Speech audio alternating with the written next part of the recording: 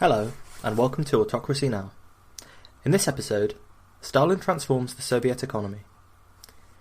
We left off last time with Stalin essentially in control of the Soviet Union.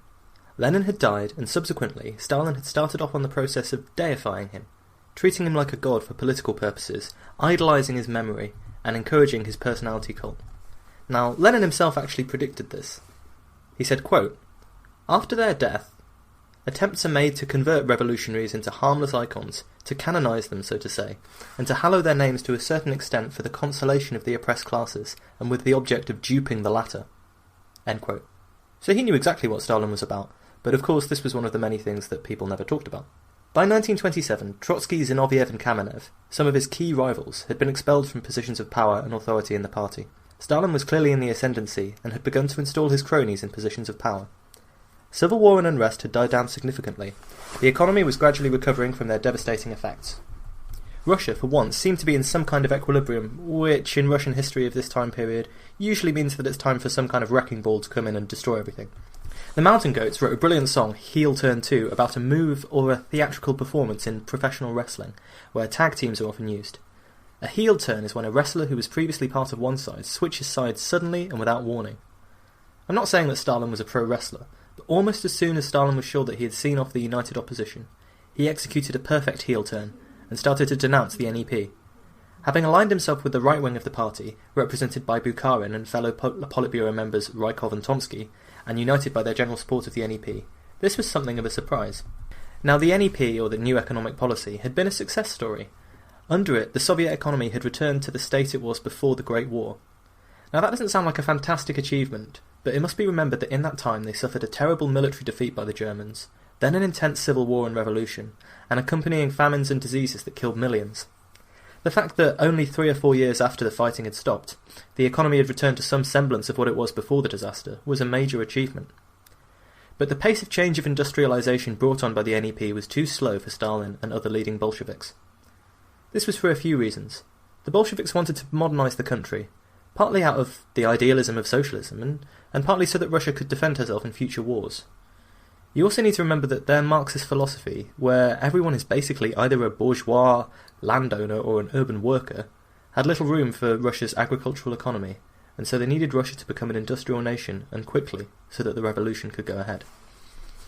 Stalin found his excuse to abandon the NEP with the grain crisis in 1927. Under the NEP there was a small degree of capitalism, and so the government procured grain from the peasants while allowing them to sell off a surplus. But in 1927, the amount the government could obtain fell dramatically. A lot of this was down to Bolshevik meddling in the economy. While Bukharan and others supported the NEP, at least for now, for them it was always a temporary compromise, a little dose of capitalism to ease the transition into socialism. So the Bolshevik right wing tried to move gradually towards the centralised government control that they really wanted, and they did this by buying up flour mills and artificially lowering the price that they paid for grain. But the net result of the price fixing was just the disruption of the economy that led to the grain crisis, which in many ways gave Stalin just the chance he needed to execute his heel turn. The softly approach was over. This was begun in a trip to the farming regions of Siberia on Russia's famous Trans-Siberian Railway. Now, incidentally, there's a famous story, although it's probably untrue, that the railway itself had a vast kink in it because the Tsar, when he drew the line on the map to denote where the railway was going to be, used a ruler with a little nick in it. Everyone, so the story goes, was too afraid of him to correct this error, and proceeded to build the railway complete with kink.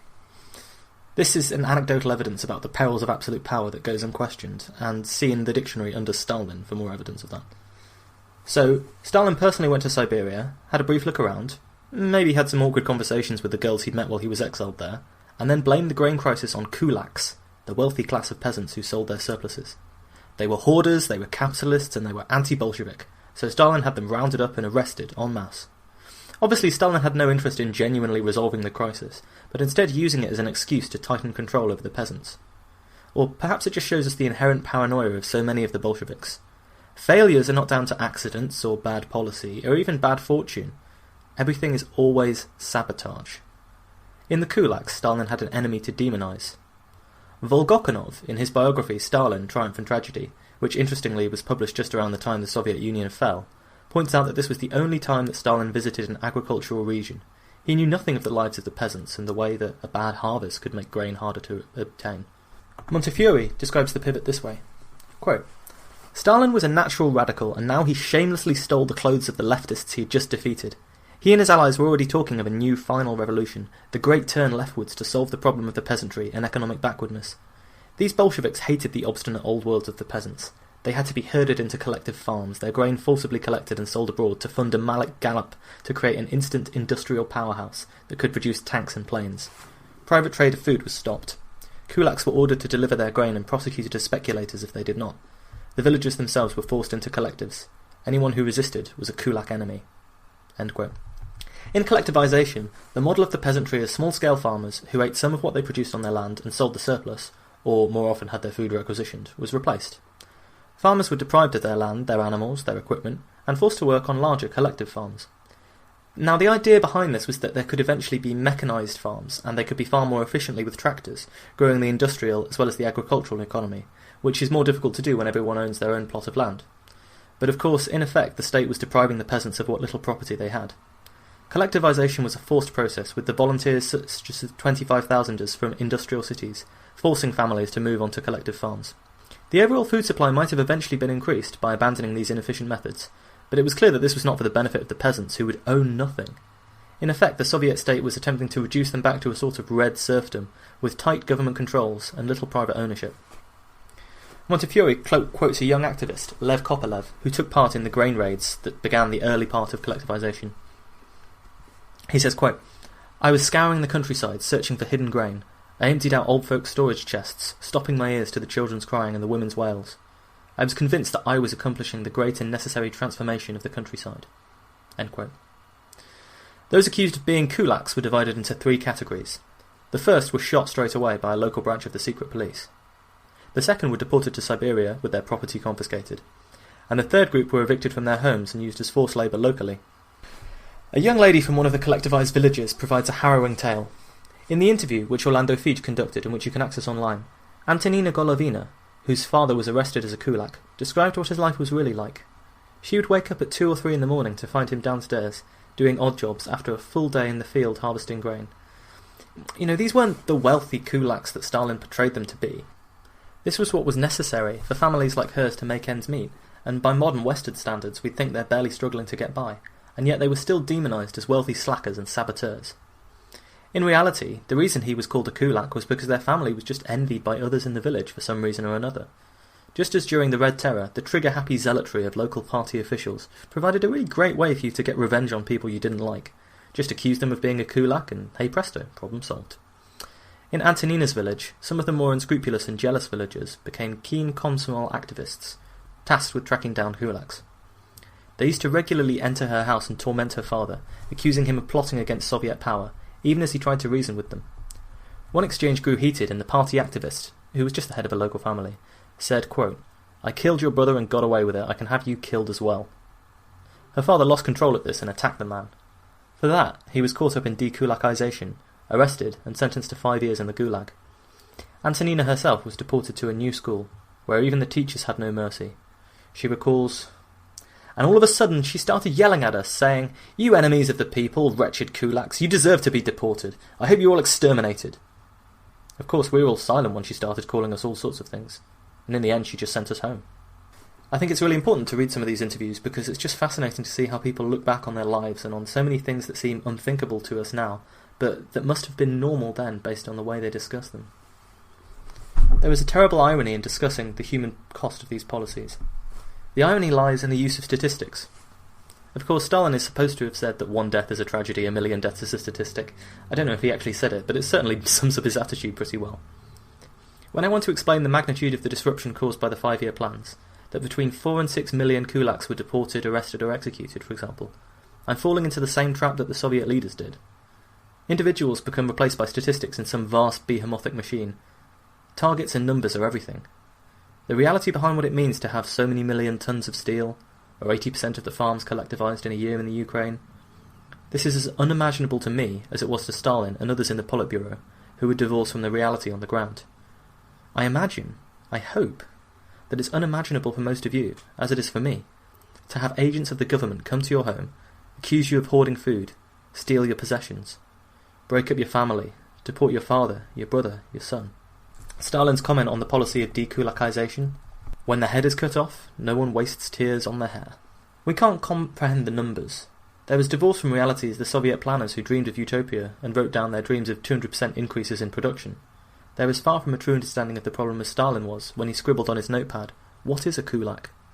There was vast disruption in the countryside, not only the general chaos that occurred due to the rapid pace at which collectivization was forced on the peasants, but also due to passive resistance among the farmers.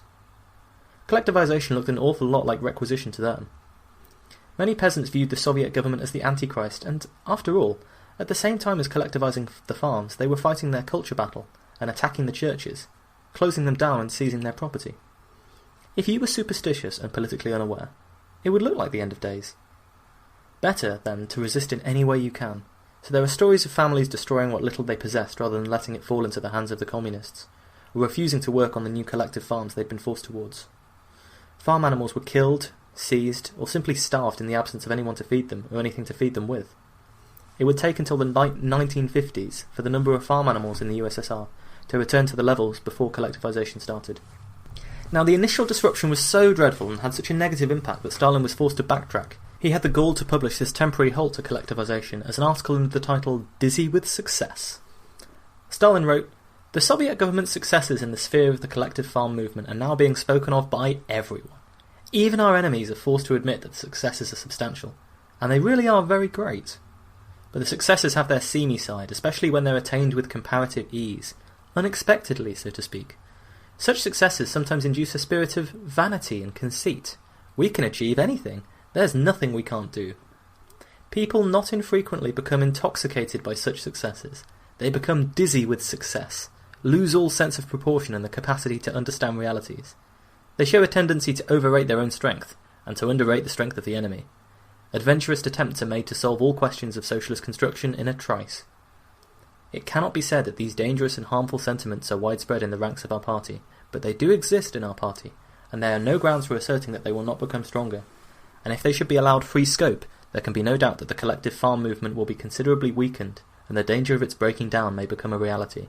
So Stalin's willing to accept that he's done something wrong, but in classic Stalin fashion, it is, we were just far too good at what we were doing.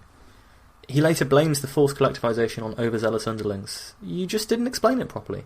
But Stalin's apparent softening was just a temporary concession to political reality. He was a master of the temporary political retreat, followed by the subtle intensification of previous policies as time went on. Consider the dramatic series of fake resignations that he'd offered to Lenin whenever he didn't get his own way. In reality, despite the latter, collectivization didn't slow in pace. Widespread coercion was expanded. Between 1930 and 1, even after Dizzy with Success, the percentage of farms that were collective farms doubled. If you had to use one word to describe Stalin's economic policy after this great heel turn when the NEP was abandoned, it would be force. Everything was to be done by force. The rhetoric became more brutal and vigorous than before. In a famous speech, Stalin said, quote, "No, comrades, the pace must not be slackened. On the contrary, we must quicken it as much as within our powers and possibilities. To slacken the pace would mean to lag behind, and those who lag behind are beaten. The history of old Russia was that she was ceaselessly beaten for her backwardness. She was beaten by the Mongol Khans, she was beaten by the Turkish Beys, she was beaten by the Swedish feudal lords, she was beaten by the Polish-Lithuanian pans, she was beaten by Anglo-French capitalists, she was beaten by Japanese barons, she was beaten by all for her backwardness. We are 50 or 100 years behind the advanced countries. We must make good this lag in 10 years. Either we do it, or they crush us." Notice that there's no mention of the socialist dream of a utopian society with equality for all, but instead we've in fact moved away from that internationalism and towards a sort of Russian patriotism. Stalin is talking about himself like he's a new modern Tsar, that he is going to revolutionise old Russia. But there's nothing about the socialist state, it's all about competing with the capitalists. Alongside the persecution of the peasants and the seizing of the grain, in 1928, Stalin unveiled the economic policy that would replace the NEP, the first 5-year plan. In the cities and industrial zones, the 5-year plan was defined by targets. There were overall targets, some of which seemed wildly optimistic. Stalin demanded, for example, that production of coal should double, the production of iron should triple, the production of electricity should increase by 330%. To achieve this, every factory and every worker had their own individual targets. Every day, you'd go to work and find vast display boards listing the targets for every worker and for the factory overall. Any worker who failed to meet their industrial output targets was singled out for criticism and humiliation. If you continued to fail or tried to avoid showing up for work, you'd usually be accused of sabotage. Sentences varied. Usually this type of saboteur wasn't executed, but instead they'd be sent away to be a forced labourer, which I suppose in some ways wasn't that different to what they were being forced to do at the moment. Vast public work projects like the Dnieper Dam and a railway between Turkey and Siberia were started. Alongside this, there was a vast expansion in repression. The secret police, now called the NKVD, set up a vast network of gulags, the forced labour camps to which all of the kulaks were deported. Millions of workers were detained in forced labour camps, and they became an integral part of the Soviet economy. The target culture began to pervade the entire system, set up by a vast bureaucracy that was often completely divorced from the reality on the ground. The Central Planning Agency, Gosplan, essentially just drew up numbers.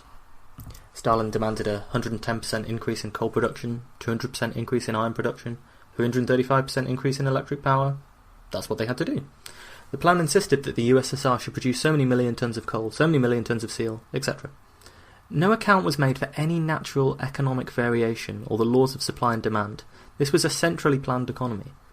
The machines and new factories that would be required to fulfill these targets would be paid for by the export of grain collected from the peasants. Stalin said in a letter to Molotov, one of his key allies, "Force the export of grain to a maximum. This is the core of everything." Targets were inextricably linked with Soviet propaganda. The idea of a Soviet economic miracle was paramount. Marxism-Leninism was such a perfect theory that it would surely produce this miracle. So targets were constantly being revised upwards. Individual factories and officials were constantly reporting them as being overfulfilled and proudly presenting surpluses. In the end, the central planners would declare that the first 5-year plan had been fulfilled in just 4 years. As to whether it was really a success? Production increased, there's no doubt about that, and quite often in astonishing ways. Electricity production did nearly triple, iron production went up by 50%, production of coal and oil also nearly doubled, although it's very difficult to know given that the official figures probably are exaggerated by a great deal to ensure that everything was above target. Stalin himself would probably argue that, had the rapid industrialization not occurred, the USSR could not have assembled the vast war machine that resisted the Nazi invasion in 1941, and a lot of people, even in Russia today, agree with him. But of course any centrally planned system was really very wasteful. Often the raw materials that were produced would just sit around in warehouses, with the machinery to use them not yet constructed. Draconian directives aimed at producing raw materials meant that many sectors of the economy were neglected and grew more slowly, especially those that refer to consumer goods and quality of life. You can't really have that when the focus is on iron, oil, steel, coal. And any economic gains that were made always came at an immense human cost. Beyond the millions of slave labourers who built the new cities, of whom 100,000 died building the Belomor Canal alone, there were millions more ordinary workers who lived under the constant fear of being arrested or deported if they made mistakes, or failed to fulfil quotas. Real wages for industrial workers, whose revolution, after all this was supposed to be, actually fell during the first 5-year plan. The economic development was heavily unbalanced. On the face of it, there are some truly remarkable achievements, but they came at a terrible cost. Alongside the first 5-year plans creating radical economic change in the USSR, there was a Stalinist drive to change the culture. Religion, for example, was seen as a symbol of Russia's backwardness that Stalin had so railed against. Now, they weren't subtle in the way they went after religion, because the organisation that did it was called the League of the Militant Godless. This was a volunteer organisation filled with party members and young Komsomol activists, funded by Stalin, and it underwent all kinds of activities aimed at exterminating religion, especially in the countryside. The League was like the Bolshevik party in miniature. Even amongst themselves, they were constantly suspicious that they were being infiltrated and undermined by people secretly harbouring religious beliefs, and they'd discuss their concerns about fellow members. Propaganda that trumpeted scientific achievements and atheist views, and attacked religion as backwards and religious organisations as enemies of the state was disseminated, and the League was involved in the arrest and often execution of bishops and priests who were viewed as obstacles to the New World Order. Because, after all, they were people who could be listened to, who spoke with a higher authority than the party. To quote the group itself, "All religions, no matter how much they renovate and cleanse themselves, are systems of the idea, profoundly hostile to the idea of socialism. Religious organisations are in reality political agencies of class groupings hostile to the proletariat." End quote. So this is a fairly familiar idea that religion is the opiate of the masses, as Marx would have said. It's an instrument of control, class warfare, but at the same time, if you go after religion, it's profoundly against the people who believe in that religion. And we will see later on that Stalin has to concede on this policy at certain times in his reign. By 1931, the League of the Militant Godless had 5.5 million members. They also made it a priority to remove religious icons from the homes of believers. By 1940, over 100 bishops, tens of thousands of Orthodox clergy, and thousands of monks and lay believers had been killed or died in Soviet prisons and the Gulag. Their slogan was the storming of heaven. So this was a far cry, then, from the choir boy of Gori and Tiflis spiritual seminary where Stalin had grown up. Their assault on religion is indicative of the twin approach of the Soviet regime, destroying any organisation that might dissent and replacing existing power structures with their own versions. Stalin and the Bolsheviks were culture warriors. To establish their paradise, the destruction and replacement of all the old order had to be achieved. Perhaps with just a shade of the old poet from his high school days showing, Stalin took a special interest in the literary arts. Writers were no longer just writers, however. They were engineers of the human soul. Stalin, displaying his classic micromanagement tendencies, would personally read and correct manuscripts from the Union of Soviet Writers. Eventually, he had a set of pet writers that were producing pro-Soviet propaganda pieces that glorified the state and socialism. Yet, interestingly, censorship was not always absolute. Take the example of Mikhail Sokolov, who became a prominent writer in the Soviet canon and frequently met with Stalin. He wrote a novel, The Virgin Soil Upturned, about the policy of collectivization, and, while it was broadly supportive of the policy's aims, it did not always shy away from some of the more brutal realities of it. Sokolov had a conscience. Robert Service remarks, Sokolov was not a servile hack. He was horrified by what he witnessed in the countryside, as many Cossacks were brutally herded into collective farms. Repeatedly he wrote to Stalin pointing this out. As famine grew in southern Russia, the correspondence became heated. Sholokov's letters testified to his courage. Stalin's engagement with him signals a recognition that loyalist intellectuals provided a useful function for him by raising difficult questions without ever threatening his political position. Stalin would never allow a politician to get away with such impertinence. End quote. Maxim Gorky was another novelist who frequently visited Stalin. Broadly speaking, we think he was duped into believing the Soviet propaganda about constructing a better society, and he even wrote glowing prose about events like the construction of the White Sea Canal, which we now know was a humanitarian disaster. In return, Gorky was granted a large literary allowance and lived in luxury, with a mansion in Moscow, a dacha outside the capital, and a villa in the Crimea. Gorky provided the regime with intellectual cover, writing in Pravda, "If the enemy does not surrender, he must be exterminated." The enemy he referred to was the hated kulaks. Stalin's personal literary tastes often came into conflict with what he thought was good for the regime. For example, from his school days he loved Dostoevsky, but censored his works because they were bad for the young people. He personally admired the works of satirists like Zoshenko, who mocked Soviet bureaucracy, and would read them to his children, remarking with a brutal sense of humour, "Here's where the author remembered the secret police and changed the ending." Incidentally, Stalin's own poetry was censored until late on in his life. This is likely due to its sympathy with Georgian nationalism, more than due to its flowery imagery that might have been a bit embarrassing. By 1932-3, the policy of collectivization and the mismanagement of resources had reached a critical point in the Ukraine and the surrounding areas. The Soviet authorities procured a falling amount of grain from the region, and so they restricted the rations that were given to the Ukrainians by the state. The result was one of the most appalling events in modern history, a widespread famine known as the Holodomor. Many people, especially those who were affected, believed that this man-made famine was an intentional weapon of war by the Soviet state to destroy Ukrainian nationalism in particular, and to break the will of the peasants more generally. Stalin himself accused the peasants of launching a war of starvation against the state by withholding grain. And really, what has he done so far that makes you think he wouldn't use those tactics himself? As the people starved, no attempt was made by the authorities to alleviate the situation. They continued to collect enough grain to fill their quotas for export. It was exported and sold abroad in order to pay for the rapid industrialization Stalin demanded. In 1932-3, according to Michael Ellman, enough grain was exported by the Ukraine alone to feed 5 million people for a year. Half of that grain was exported long after the authorities had received reports of famine. Given those facts, it seems there's no question that the famine could have been prevented if it was a priority for the Soviets. Again, you can get obsessed with statistics. No one can agree on the exact numbers of deaths due to the lack of official records and attempted cover-up.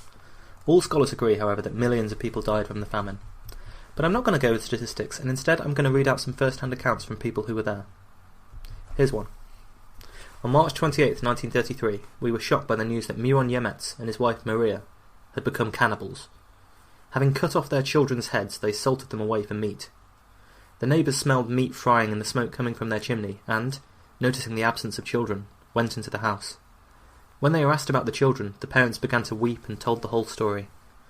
The perpetrators of this act said that they would have children again, Otherwise they would die in great pain, and that would be the end of the family. Chairman Boyko arrested them himself, and about 6 hours later the police came to question them. "Who has so cunningly persuaded you to do this? You know that this is the work of our enemies, to cast dishonour upon our country, the Soviet Union, the most advanced country in the world. You have to tell us who did it." Hoping to save themselves in this way, the accused pointed to Pavlo Litvinenko, who was supposed to have said, "If you have nothing to eat, butcher the children and eat them." Litvinenko was arrested and shot as an example to the others.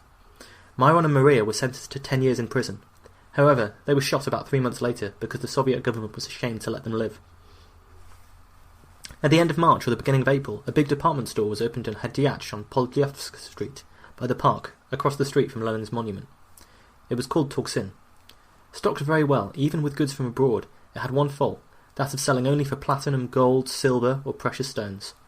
The prices were, for 10 gold rubles, one could buy there 17 pounds of bread, 22 pounds of buckwheat cereal, 6 2/3 pounds of millet, and 10 herrings. As soon as people had learned about this, all who had any gold or silver flocked to the city. There was a line, 8 abreast and 1/3 of a mile long, in front of the store. There were always 50 to 70 people who could not get in before the store closed for the day. They spent their nights on the sidewalk, disregarding cold, storm or rain. Thefts were very common, but most died from hunger or stomach cramps after eating too much and too greedily the food they bought. The corpses were removed every morning by a police truck. I also stood in line with my mother. There I saw with my own eyes 10 dead being thrown onto the truck like so many logs, and in addition 3 men that were still alive. The dead were hauled to Hilboki Yar, deep ravine, and dumped there. The department store had its good and bad sides. The Russians robbed the people of practically all the gold they had. On the other hand, it saved many people's lives because 6 to 11 pounds of grain saved one from starving to death. Those who had no gold for food dropped like flies, or went to the cemeteries in search of corpses. The most critical point was reached just before the harvest. More and more people starved to death each day. Everything was eaten that could be swallowed. Dogs, cats, frogs, mice, birds, grass, but mostly thistles, which were delicious if the plants were about 15 inches high and cleaned of spines. Many people went to graze, and often died in the grazing fields. The Soviet elite were fully aware of what was going on, and they were callous about it. Stalin wrote in a letter to Kaganovich, "The Ukraine has been given more than it should get." When officials began reporting the famine to Stalin, he said to one of them, "They tell us you're a good speaker, but it transpires you're a good storyteller too, fabricating such a fairy tale about famine. You thought you'd scare us, but it won't work. Perhaps you should leave the Ukrainian Central Committee and join the Writers' Union. You'll concoct fables and fools will read them." End quote. But the physical evidence of the famine was undeniable. As Stalin and his fellow elites went on luxury trains to holiday at their dachas, they could see the result of the policies dreamed up in Kremlin offices. One of Stalin's allies wrote, "Looking at the people from the windows of the trains, I see very tired people in old worn clothes, and our horses are skin and bone." Here is Ayana Tuchenyuk's account of the death of her neighbour's 6-year-old son, Mityo. Yana was born in 1905 in the village of Subotiv in the Chechen region. Quote, "He was on his way to the kindergarten one morning when the collective farm was distributing a serving of millet meal the size of a matchbox, and he dropped by begging, 'Auntie, give me a piece of bread, I'm so hungry.' I didn't give him any because I was mad at him for eating the greens I'd planted in the garden. To the day I die I will not forgive myself for begrudging the child a piece of bread." In the evening, on our way home from work, we found him sitting up in the middle of the footpath, dead. He was probably returning from the kindergarten, had got tired, sat down, and died. Antonina Polishchuk, born in 1925. She lived in the village of Bukharan in the Likansky region. In 1933, our mother pretended to sew some dolls for the children, filling them with grain so that they would not take all the grain away from us. But they found the grain even there and seized it. They took our ox away and killed it, taking the meat for themselves. End quote. Tetiana Vodichenko, born in 1911, lived in the same village. It happened that they took people who were still alive and would throw them into common graves. This happened with Kochina Rebenko. When they came to her house, she was still alive. They started dragging her by the feet. "Where are you pulling me to? Give me a beat. I'm hungry. I still want to live." She was young, not yet 30. "You think we're going to come back for you tomorrow?" growled the men in response, pulling her onto a cart by her feet. They brought her to the gravesite and threw her inside. She did not fall on her back, but propped up in a sitting position, her back against the side. They poked at her head, and she finally fell back. End quote. Stepanida Hodorovina, born in 1905, from the village of Shabyanka in the region by the same name. She said, "In 1933, my neighbour lured my daughter to my house, killed her with a knife and ate her. My daughter was all of 6 years old at the time. When the beast was seized and taken to prison, she kept taking out slices of meat and eating them, saying, how tasty. Had I known, I would have killed her earlier." The police could not tolerate this any longer, and they shot her right there on the road. Timothy Snyder wrote in his book Bloodlands, summarising the Holodomor, quote, "Survival was a moral as well as a physical struggle. A woman doctor wrote to her friend in June 1933 that she had not yet become a cannibal, but was not sure that I shall not be one by the time my letter reaches you. The good people died first. Those who refused to steal or to prostitute themselves died. Those who gave food to others died. Those who refused to eat corpses died. Those who refused to kill their fellow man died. Parents who resisted cannibalism died before their children did." End quote. Years later, Stalin had a conversation with Churchill where he described this. He said, "We took the greatest trouble explaining collective farms to the peasants. It was no use arguing with them. It was all very bad and difficult, but necessary. Many of them agreed to come in with us, but the vast bulk were unpopular and were wiped out by their labourers." End quote. Rewriting history is easy enough when you don't have to live through the worst of it yourself. Stalin and his allies sat in offices, scrawling memos, divorcing themselves from the reality of the implementation of their idealistic policies. In reality, they were betraying the ideals of fairness and equality that socialism espoused. Whether it was to establish their paradise, or simply to maintain a hold on power, they were willing to accept any cost. It's just that it would fall to others to pay that price for them. Thank you for listening to this episode. If you've enjoyed Autocracy Now, please leave us a review or rate us on iTunes. I know that everyone always says this, but it's the best way to get us noticed, without me having to stand on my roof with a megaphone 24/7. You can visit our website at www.autocracynow.wordpress.com or www.autocracynow.libsyn.com. You can email the show at autocracynow@outlook.com, follow us on Twitter and Facebook, and even donate to the show if you like. Tell your friends, tell your enemies.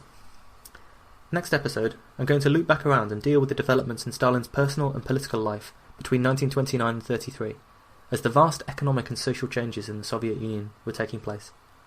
Now, the times were so complicated and we have so much detail about them that I don't feel I can combine everything into a chronological narrative.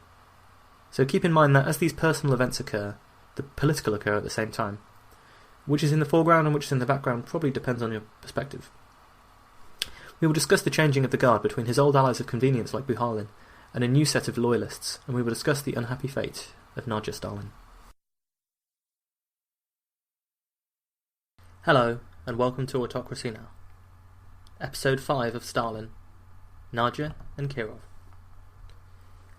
On November 8th, 1932, the Stalins were hosting a party to celebrate the 15th anniversary of the October Revolution when the Bolsheviks had come to power. As they hosted this party, the crisis in Ukraine was at its height. Beneath the glamour and the celebratory atmosphere, the political tensions ran riot. Just hours before the party, Stalin met the head of the secret police to discuss the developments in the countryside. Against the backdrop of the push for grain and collectivization and industrialization in the first 5-year plan, a very personal drama would unfold. As we've described, the Bolsheviks were an unusually close-knit community. Such was the all-consuming nature of their political careers, and the fanaticism of their devotion to revolution. Very few of them had many close associates outside of the party. Stalin's inner circle, although constantly shifting and changing, was populated entirely by party members. Many of these had been associates of Stalin from the underground days, when their party was robbing banks and constantly evading arrest by the Tsar's secret police. They had witnessed and taken part in the October Revolution, although, as we've discussed, its dramatic heft was subsequently exaggerated for propaganda. Now, they held the reins of power over a rapidly changing nation.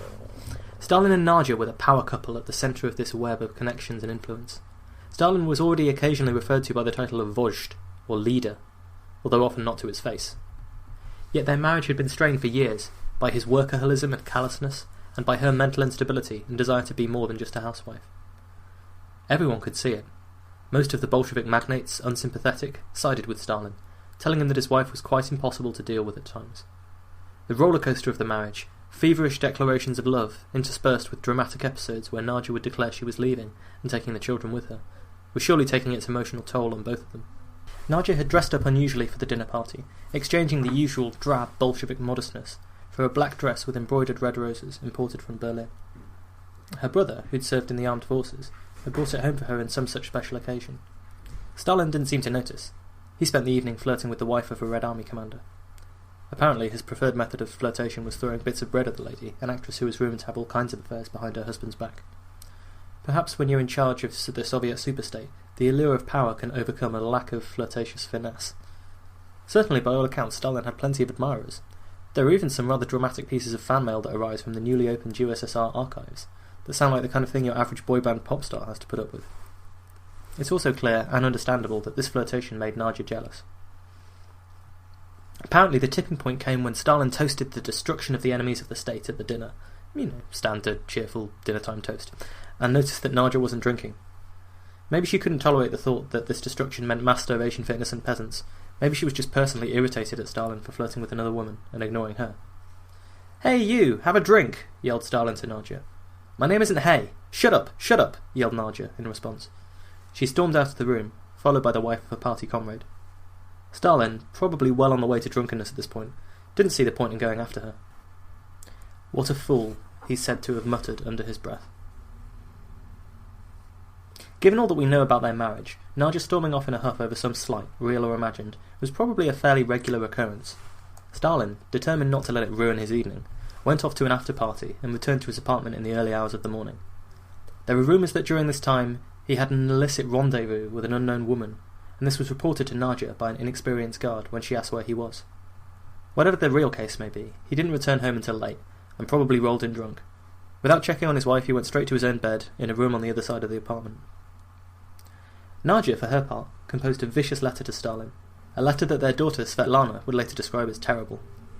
Her brother had brought her home an expensive lady's pistol, a fitting weapon for a revolutionary, but in hindsight a less than perfect gift for a manic depressive prone to fits of despair. At some point in the early hours of the morning, Nadya shot herself in the heart. She was 31 years old. She died that same night. The scene here mirrors the scene after Stalin's own eventual death in 1953. When the event was discovered, the initial reaction was panic. Who was going to tell Stalin? Household servants summoned various Bolshevik magnates, doctors and professors, but it was far too late to do anything to help Nadya. Apparently Stalin eventually walked into the room himself, presumably to see what the fracas was about. His reaction is captured by Montefiore. Quote, "Stalin was poleaxed. This supremely political creature, with an inhuman disregard for the millions of starving women and children in his own country, displayed more humanity over the next few days than he would at any other time in his life.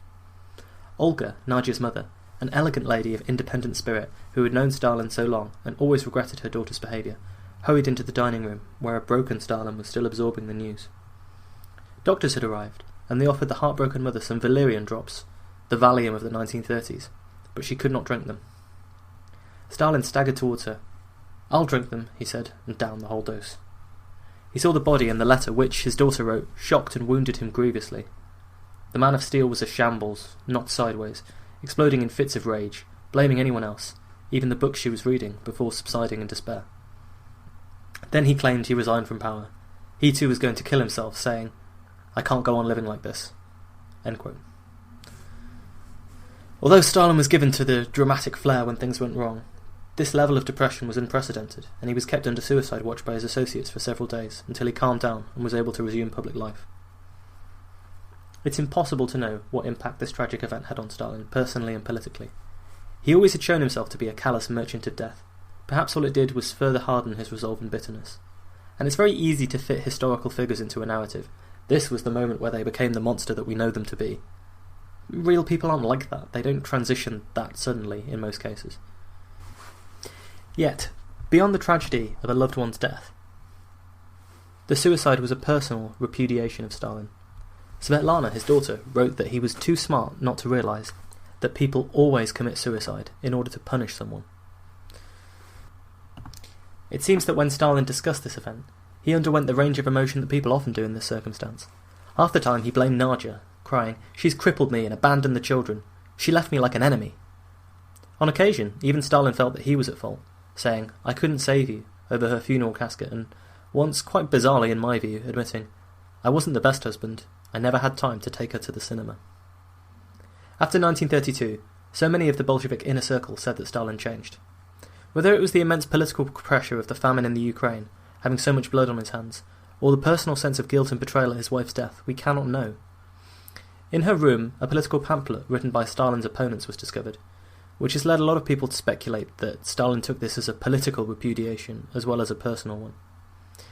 In the case of Nadya, there was evidence that her mental health problems went back for many years. Yet at the same time, I can't imagine that knowing about the famine in the Ukraine and the general stress of being the first family of Russia didn't take its toll on her. She had a state funeral where Stalin openly wept in public, something none of his associates had ever seen, and it was announced officially that she had died of appendicitis. The truth about her suicide was not even published in the Soviet Union until 1988, although Western historians knew about it much earlier.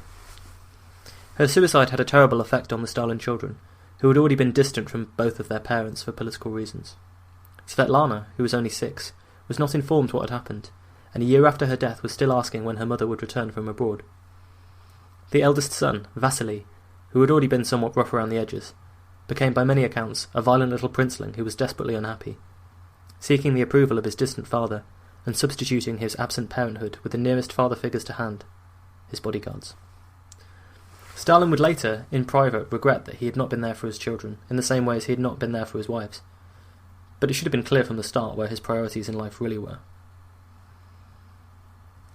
Stalin was not emotionally ready to give the speech at Nadya's funeral, and so this duty went to one Lazar Kaganovich. He was one of the new breed of Stalinist associates, for, although I didn't have time to talk about it too much last episode, as Stalin destroyed the NEP and made his great heel turn, at the same time he politically destroyed Bukharin and the right wing of the party, thus fully consolidating his power. When in 1928 Stalin had begun the grain requisitions, Bukharin, Rykov and Tomsky, who would later become known as the key figures of the right opposition to the Bolsheviks, were in favour of continuing with the NEP and its slower, more steady route towards industrialisation. Bukharin made his thoughts known at the party congress of that year, but having helped Stalin accumulate ever more power in his defeat of Trotsky, Zinoviev and Kamenev, he was out of friends and out of allies. Stalin found it easy at this stage to replace Bukharin and his allies in various party machines with other figures. Ideologically, it was also easy to attack Bukharin, as he was essentially supporting a capitalist deviation from true Marxism-Leninism. The NEP had always sat uneasily with the more radical ideologues in the party, and it was true that Lenin had only ever intended it as a temporary compromise. The tactic of divide and conquer that Stalin used was successful, and by 1929, Bukharin had been expelled from the Politburo. Meeting with Kamenev and Zinoviev, who had already been expelled and demonized as factionalists, did not allow Bukharin to rehabilitate his reputation any. The key here is that the last of the old Politburo members, who had taken power in the October Revolution and still had links to the legitimacy of Lenin, was now also sidelined. The last of the figures that Lenin had mentioned in his suppressed testament as possible successors had been expelled from the Politburo, and instead, Stalin would fill it with men whose loyalty could not be questioned. Bukharin apologised to Stalin publicly, worried about being expelled from the party for setting up a faction, but in private he referred to Stalin as Genghis Khan and lamented the fact that he had amassed total power over the party. Stalin knew that Bukharin's public displays of loyalty were insincere. After all, he had the private communications of all Politburo members tapped and monitored from the early stages of the power struggle in the 1920s. But Bukharin was allowed to remain in the party and given some minor administrative roles. There was, of course, a good argument for keeping your enemies as close as possible in the USSR. So who were the new loyalists who filled Stalin's inner circle? In his wonderful book, The Court of the Red Tsar, Montefiore deals with all the individuals in the inner circle, using their own words and communications as much as possible, and shedding light on Stalin via his associations with his contemporaries. There was Molotov, nicknamed Stone Arse on account of sitting at his desk for 18 hours a day. He was a Bolshevik ideological purist, and considered something of a dull plodder by Lenin and others. One of the things you notice about the men who Stalin surrounds himself with is their fanatical devotion to ideology, but sometimes also their lack of individual creative thought about that ideology. Loyalty was a more important quality than originality for Stalin. In terms of dogged loyalty and intense bureaucracy, Molotov was second to none. Serving as premier, during this period he oversaw collectivization and the implementation of the first 5-year plan. He was personally in charge of the grain shipments from the Ukraine that was so instrumental in leading to the Holodomor. Later in his career, he was best remembered for being Stalin's foreign minister. After Hitler's rise to power in 1933, this was probably the key area of Soviet government, with the focus shifting abroad. In Molotov, Stalin had a competent and capable loyalist and deputy, who he often gave key roles of responsibility. There was also Kaganovich, a Politburo member who would become known as Iron Lazar. Amongst his duties were being in charge of the railways, the construction of the admittedly beautiful and grand Moscow metro, and sharing responsibility with Molotov for the implementation of Stalin's economic policies. There was Sergo Orkonakidze, a tireless fellow Georgian of Stalin's who was in charge of heavy industry. These men often had disputes with Stalin over the finer points of policy, and they were by no means complete lickspittles. They would regularly write notes to each other in very familiar and friendly terms, but none of them would beyond criticising Stalin when necessary. Sergo, for example, wrote to him of his experiences in the countryside and the disastrous consequences of collectivization. Some of them even still referred to him by the familiar Koba, as if reminding him of the time when they had all been equals, when he'd just been another revolutionary. But in reality there was little doubt that they knew where the power in the USSR really lay, and none of them ever seriously challenged his leadership.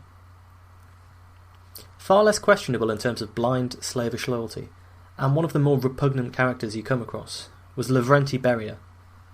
No historian has anything nice to say about Beria, and with good reason. He was one of Stalin's more brutal and murderous lieutenants, so intimately associated with the secret police and the NKVD, that for a long time the excesses of Stalin's purges and repression were actually laid at Beria's feet. People were willing to believe that he was solely responsible for the mass executions that would comprise Stalin's Great Terror. The sickening thing about Beria is how, to Stalin's face, he was a sycophant. When he first visited Stalin's dacha and first caught the eye of the Bolshevik tyrant, it said that Stalin was complaining about the shoddy state of the garden. Beria immediately grabbed an axe and cut down an offending tree, saying, "I'm just demonstrating to the master of the garden, Joseph Vissarionovich, that I can chop down any tree that offends him." It's as if he was offering to become Stalin's enforcer agent against imagined enemies. Beneath the toadying and flattery, Beria concealed a horrific personality beneath a loyalist exterior. There is now a great deal of historical evidence that he abused his power of head of the NKVD to carry out a campaign of sexual assault against women. He would drive around the streets with fellow NKVD officers at night, selecting individuals to target. From Montefiore again. Quote, "After dining, Beria would take a woman into his soundproofed office and rape them. Beria's bodyguards reported that their orders included handing each victim a flower bouquet as she left Beria's house. The implication being that to accept it made it consensual. Refusal would mean arrest." In one incident, his chief bodyguard, Sarkisov, reported that a woman had been brought to Beria and had rejected his advances and ran out of his office. Sarkisov mistakenly handed her the flowers anyway, prompting the enraged Beria to declare, "Now it's not a bouquet, it's a wreath. May it rot on your grave." The woman was arrested by the NKVD the next day. End quote. Some women, in desperation, were persuaded to accept his advances in the hope of freeing husbands or siblings who had been detained by the NKVD. In one case, Beria promised to free the father and grandfather of a young actress before raping her. The relatives in question had, in reality, been executed months earlier. Beria's many crimes are still under investigation, with the handwritten list that he kept of his victims due for public release in 2028. There was strong anecdotal evidence that Stalin and other Politburo members knew about Beria's actions, with Stalin even telephoning his daughter when she was left alone with Beria and telling her to leave immediately. Other Politburo members advised their daughters never to accept a lift from him. Such is the nature of the type of individual who can rise to great prominence and influence when loyalty and brutality are the main qualities that the leader searches for. As Stalin's regime became more and more bloodthirsty, Beria would rise to greater and greater prominence. In 1932, after Nadya's death, however, one of the greatest stars of the Bolshevik party, rising through the ranks, was Sergei Kirov, who was in charge of the Leningrad, that is, St. Petersburg or Petrograd, renamed after Lenin in the Soviet Union, branch of the party. Stalin had promoted him to this position in 1926, when Zinoviev had been ousted from the Leningrad party, where his power had been concentrated. The geographical separation of Russia and the concentration of the urban, educated population in a few industrial centres meant that being a local party boss was often a key stepping stone in your political career. While Kirov was in Leningrad, he could build up a network of contacts and influence, independent of the central bureaucracy. Leningrad had been the old capital of the state, after all, and it was a very influential city. Kirov was a dashing young man who enjoyed drinking and the good life, and he later became a very close friend of Stalin's. Montefiore puts it wonderfully. He says, quote, "Stalin turned to Kirov, who he said cared for me like a child. Kirov was at ease in his own skin. It was perhaps this that made him so attractive to Stalin, whose friendships resembled crushes, and like crushes they could turn swiftly into bitter envy. Now he wanted to be with Kirov all the time. Kirov was in and out of his office 5 times during the days after Nadya's funeral. Stalin and Kirov were like a pair of equal brothers, teasing one another, telling dirty stories, laughing. Big friends, brothers, and they needed one another, according to Stalin's adopted son.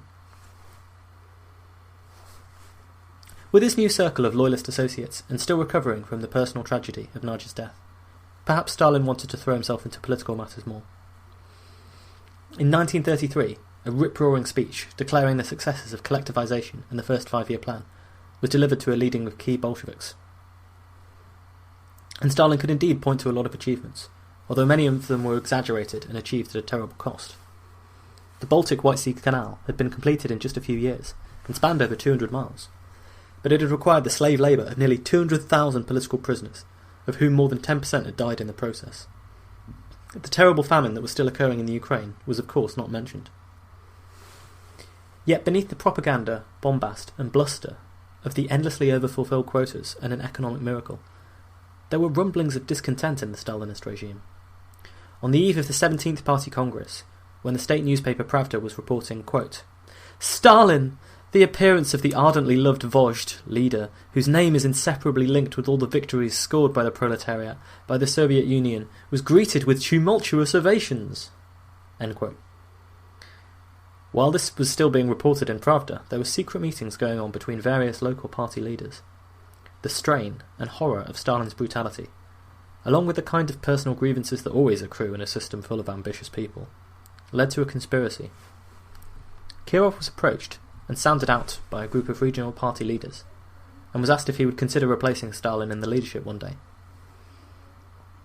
There's a classic story in Roman history of the self-fulfilling prophecy.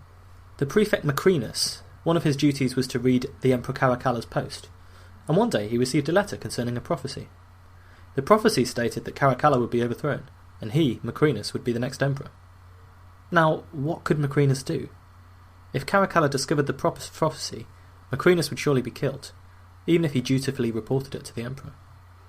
In the end, Macrinus did the only thing he felt he could, and, to defend himself, launched a coup against Caracalla. The prophecy came true. Ever the loyalist, and perhaps understanding like Macrinus did the terrible consequences of suspicion, Kirov immediately reported this plot to Stalin, who thanked him and sent him on his way. But the seeds of doubt had already been sown, and they were quite clearly made worse during the party congress votes. Now, every time the party met, there was a formal vote to elect members of the Central Committee. The system that it used was quite arcane, so what happened was a list of candidates got nominated, and the delegates crossed out the names that they didn't approve of. So it's a sort of negative voting, and it turned out to have quite a dramatic effect. Kirov received 2 or 3 negative votes, while Stalin got well over 100. Of course, this election was meaningless and the results were repressed. Remember Stalin's quote about how the really important thing was not who voted, but who counted the ballots. All of the negative ballots for Stalin were destroyed. When the results were announced, Stalin pointedly was declared to be 1 vote more popular than Kirov. Stalin initially planned to separate Kirov from his power base by summoning him from Leningrad to a more central role in the party, so that Stalin could keep an eye on him and potentially head off conspiracies from outside his government. But Kirov managed to negotiate a compromise where he stayed in Leningrad while taking on some new responsibilities. This did nothing to assuage the newfound tension in their relationship.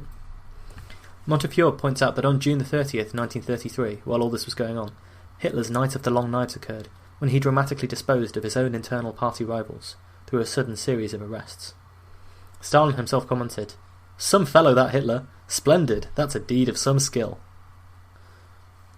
Over the next few months, Stalin and Kirov had an oscillating relationship. Sometimes there would be a détente, and the two would laugh and joke in the way that we described before. But sometimes they'd fall out over some political matter, like Kirov's opposition to Stalin when he wanted to end bread rationing, which was necessary to feed Leningrad.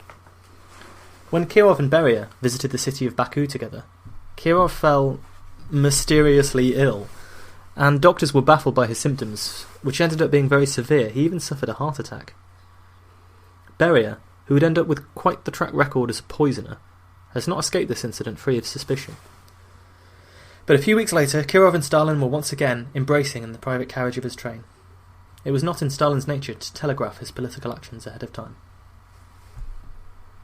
I'll go back to Montefiore for the description of what happened next. Quote, "On 1st December, Kirov started at work at home and set off from his apartment on foot to the office. He entered the Smolny Institute by the public entrance. At 4:30 p.m, Kirov, followed by his bodyguard Borisov, walked up to his third-floor office. Old Borisov fell behind, either from being unfit or from being strangely delayed by some policemen from Moscow. Kirov turned right and passed a dark-haired young man, Leonid Nikolaev, who pressed him against the wall to allow Kirov to pass, and then trailed along behind him. Nikolaev pulled out a revolver and shot Kirov from 3 feet away in the back of the neck.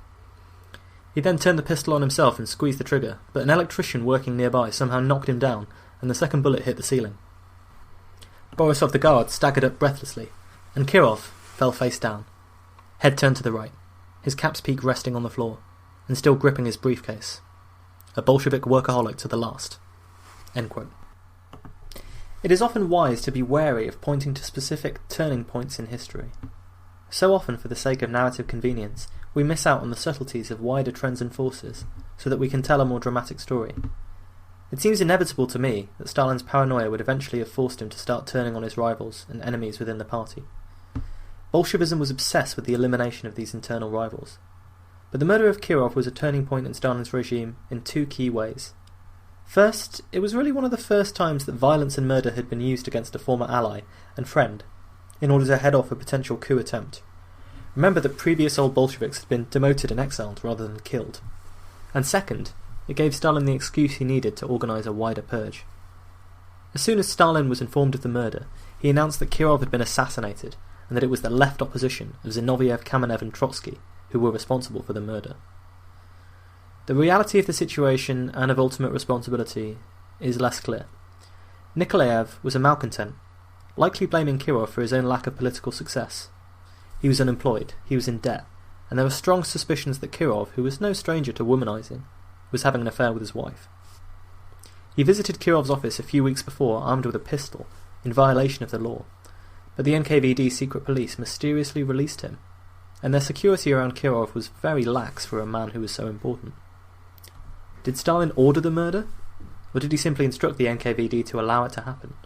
Or was he fairly blameless and just exploited it for his own political ends? In this, I lean towards the conspiracy theory angle. There are so many incredibly suspicious aspects to this case. Borisov the bodyguard was arrested, and mysteriously died in a car accident the day afterwards before he could give evidence. The rate of car accidents amongst informants and other suspects was staggeringly high. Maybe the NKVD needed to invest in better drivers? The assassin, Nikolaev, was personally questioned by Stalin, who declared that this proved he was working with the left opposition. Mysterious accidents were suffered by policemen who'd spoken to the assassin. His wife, who had supposedly been the one having an affair with Kirov, was arrested and executed before she could testify. We'll never know for certain. There's no smoking gun piece of evidence that proves Stalin was responsible. The muddy circumstances could be down to incompetent secret policemen trying to cover their own tracks. After all, Stalin also ordered that some of the police should be arrested for mishandling the case and allowing Kirov to be assassinated, although none of these sentences were actually carried out. Stalin may not have directly ordered the murder, but as every historian notes, he certainly profited greatly from it. If the wild conspiracy theory that this murder was a genuine assassination was true, his wrath should have fallen on the assassin and the local police forces who failed in protecting Kirov. Instead, the wild conspiracy theory that Trotsky, Zinoviev and Kamenev were responsible was the focus of Stalin's investigation and public announcements. Never let it be said that the dull bureaucrat had no flair for the dramatic, and of course, the more you paint the picture of internal enemies and sabotage as opposed to incompetence, the more of your rivals you can dispose of. Under torture, Nikolaev admitted a link to Zinoviev. Zinoviev and Kamenev were arrested and sentenced to 5 and 10-year sentences, and some 6,000 people found guilty of some sort of complicity in the plot were arrested and executed in the month of December alone. At the same time, one man, Nikolai Yezhov, was rising through the ranks of the secret police. Various different descriptions of him exist. It seems that he had an outwardly modest and shy appearance, although there's one denunciation of him that was written in 1936 by an old Bolshevik, who said, quote, "In the whole of my long life I have never met a more repellent personality than Yezhov's. When I look at him, I'm reminded irresistibly of the wicked urchins of the courts in Rastarevieva Street, whose favourite occupation was to tie a piece of paper dipped in kerosene to a cat's tail, set fire to it, and then watch with delight how the terrified animal would tear down the street, trying desperately but in vain to escape the approaching flames. I do not doubt that in his childhood Yezhov amused himself in just such a manner, and that he is now continuing to do so in different forms." End quote. Yezhov would later become known as the Poison Dwarf, owing to the fact he was 5 feet tall. Stalin liked him because he reliably followed through on any order that was given to him, without delay, hesitation, or questioning. Ideal for a secret police chief. Montefiore describes him as, quote, "uneducated but sly, able, perceptive, and without any moral boundaries." He worked with the current head of the NKVD, Yagoda, in the attempts to squeeze confessions of counter-revolutionary crimes out of Zinoviev and Kamenev while they were under arrest, and organised a miniature purge of some elements in the Kremlin that Stalin had grown hostile to. The level of his eventual involvement in the Great Terror was such that it was sometimes called the Yezhovshchina, although this term was probably invented by Stalin in an attempt to pin the blame on Yezhov. Even as repression expanded, the cult of personality around Stalin, and even some members of his Bolshevik inner circle, intensified. Stalin played up to this. In some ways he viewed himself as a Red Tsar. He described Ivan the Terrible, the old Tsar, as his teacher in all things, and voraciously read about him. It's notable that Ivan the Terrible was at a constant war with his underling lords known as boyars, and frequently had them purged and executed for disloyalty. You get the sense that maybe, if you were one of Stalin's inner circle, the fact that he idolised a man famous for torturing and executing his own allies for disloyalty might cause a slight sense of alarm. Stalin said that the Russian people, they needed a Tsar whom they could worship, live and work for. And he was not averse to occasional actions that showed he had the common touch. When an elderly grandmother wrote to him offering a cow, a bizarre sort of tribute to the new lord, he wrote back in a kind tone, saying that he didn't have much room for one in his office, but thanking her for her offer. He intervened on behalf of a schoolteacher who complained that he'd been unfairly dismissed. He rode the new Moscow metro against the advice of his advisers, and caused a considerable stir when he did so. Pravda even attempted to publish an interview with his mother, although this was a little too tabloidy for Stalin. Besides, the distant and austere remove of a great leader probably precludes speaking to his mother about what he was like when he was a child. There's a telling conversation around this time between Stalin and his mother that's often reported by historians. The aging Keke asked, "Son, where are you now exactly?" Stalin, "Well, remember the Tsars? I suppose I'm a bit like a Tsar." "Oh, you would have been better if you became a priest," replied his mother. Stalin apparently just laughed in response. Thank you for listening to this episode. If you've enjoyed Autocracy Now, please leave us a review or rate us on iTunes. I know everyone always says this, but it's the best way to get us noticed, without me having to organise a series of increasingly dangerous publicity stunts. You can visit our website at www.autocracynow.libsyn.com, email the show at autocracynow@outlook.com, follow us on Twitter, Facebook, WordPress, and donate to the show if you like. Tell your friends, tell your enemies. Next episode, we will deal with the Great Terror. The systematic repression that had been rumbling in the background throughout the Stalinist regime will take on new and terrifying proportions, and turn inwards on members of the party itself. Paranoia, mass violence, torture, and vast list of victims drawn up and signed off in Politburo offices. The same intensity, brutality, and target-based mentality that had driven the Soviet industrialization under the first 5-year plan would now be deployed in a different kind of machinery that would systematically destroy the lives of millions of people and sever the last links between the revolution of Lenin and the autocracy of Stalin.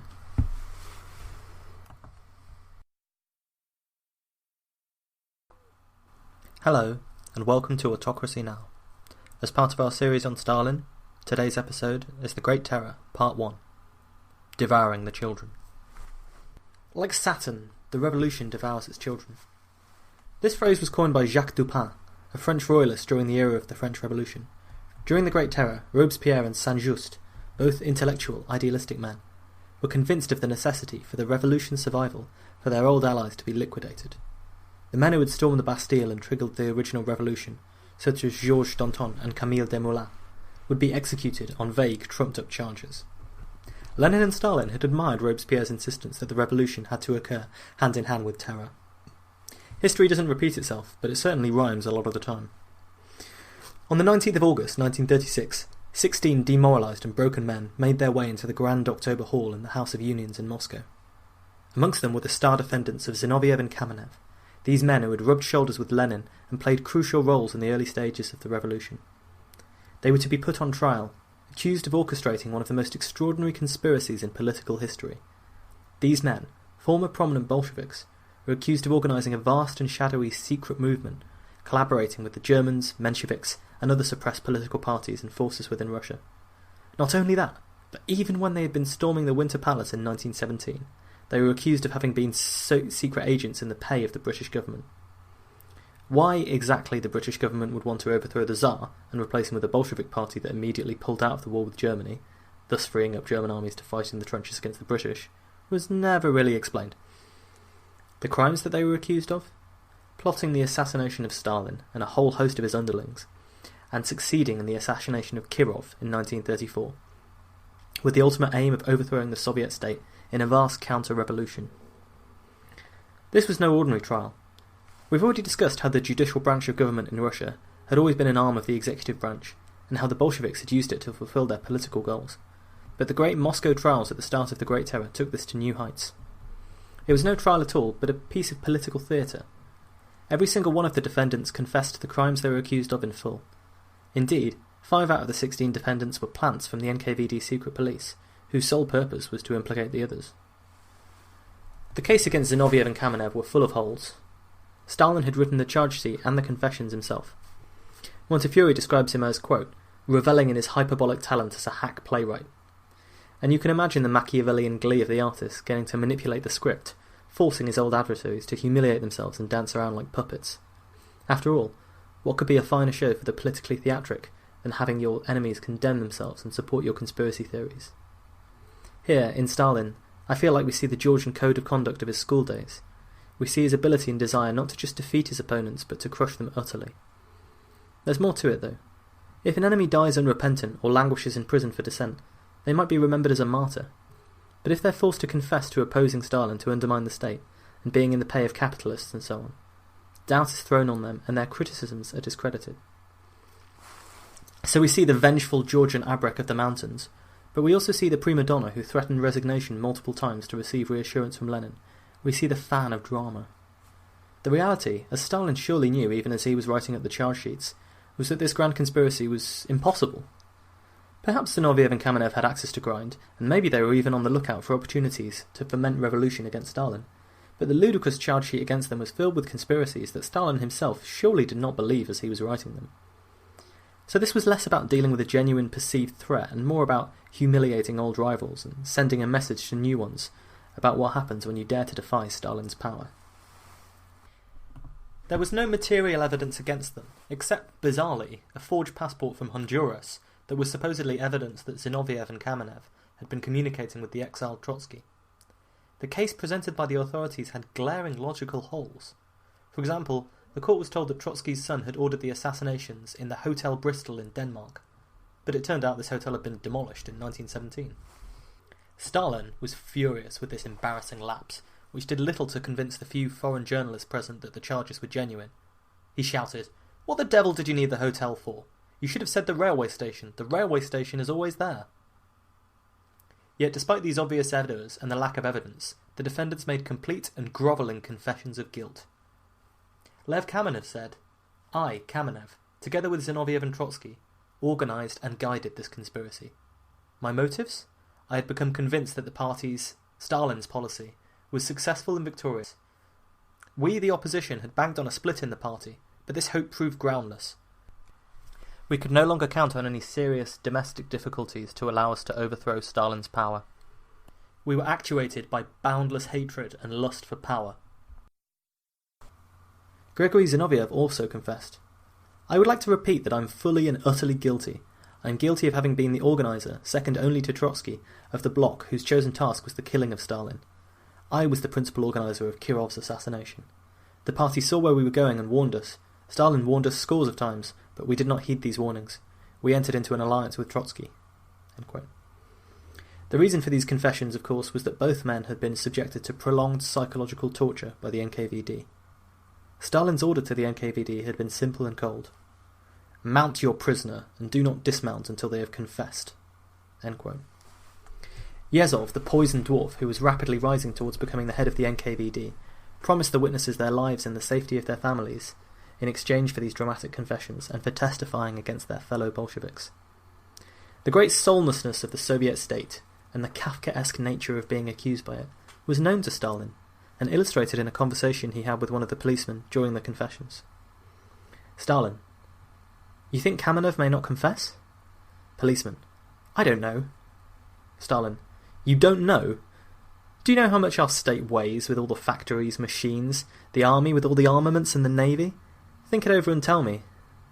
"Well, nobody can know that, Joseph Vissarionovich. It is in the realm of astronomical figures."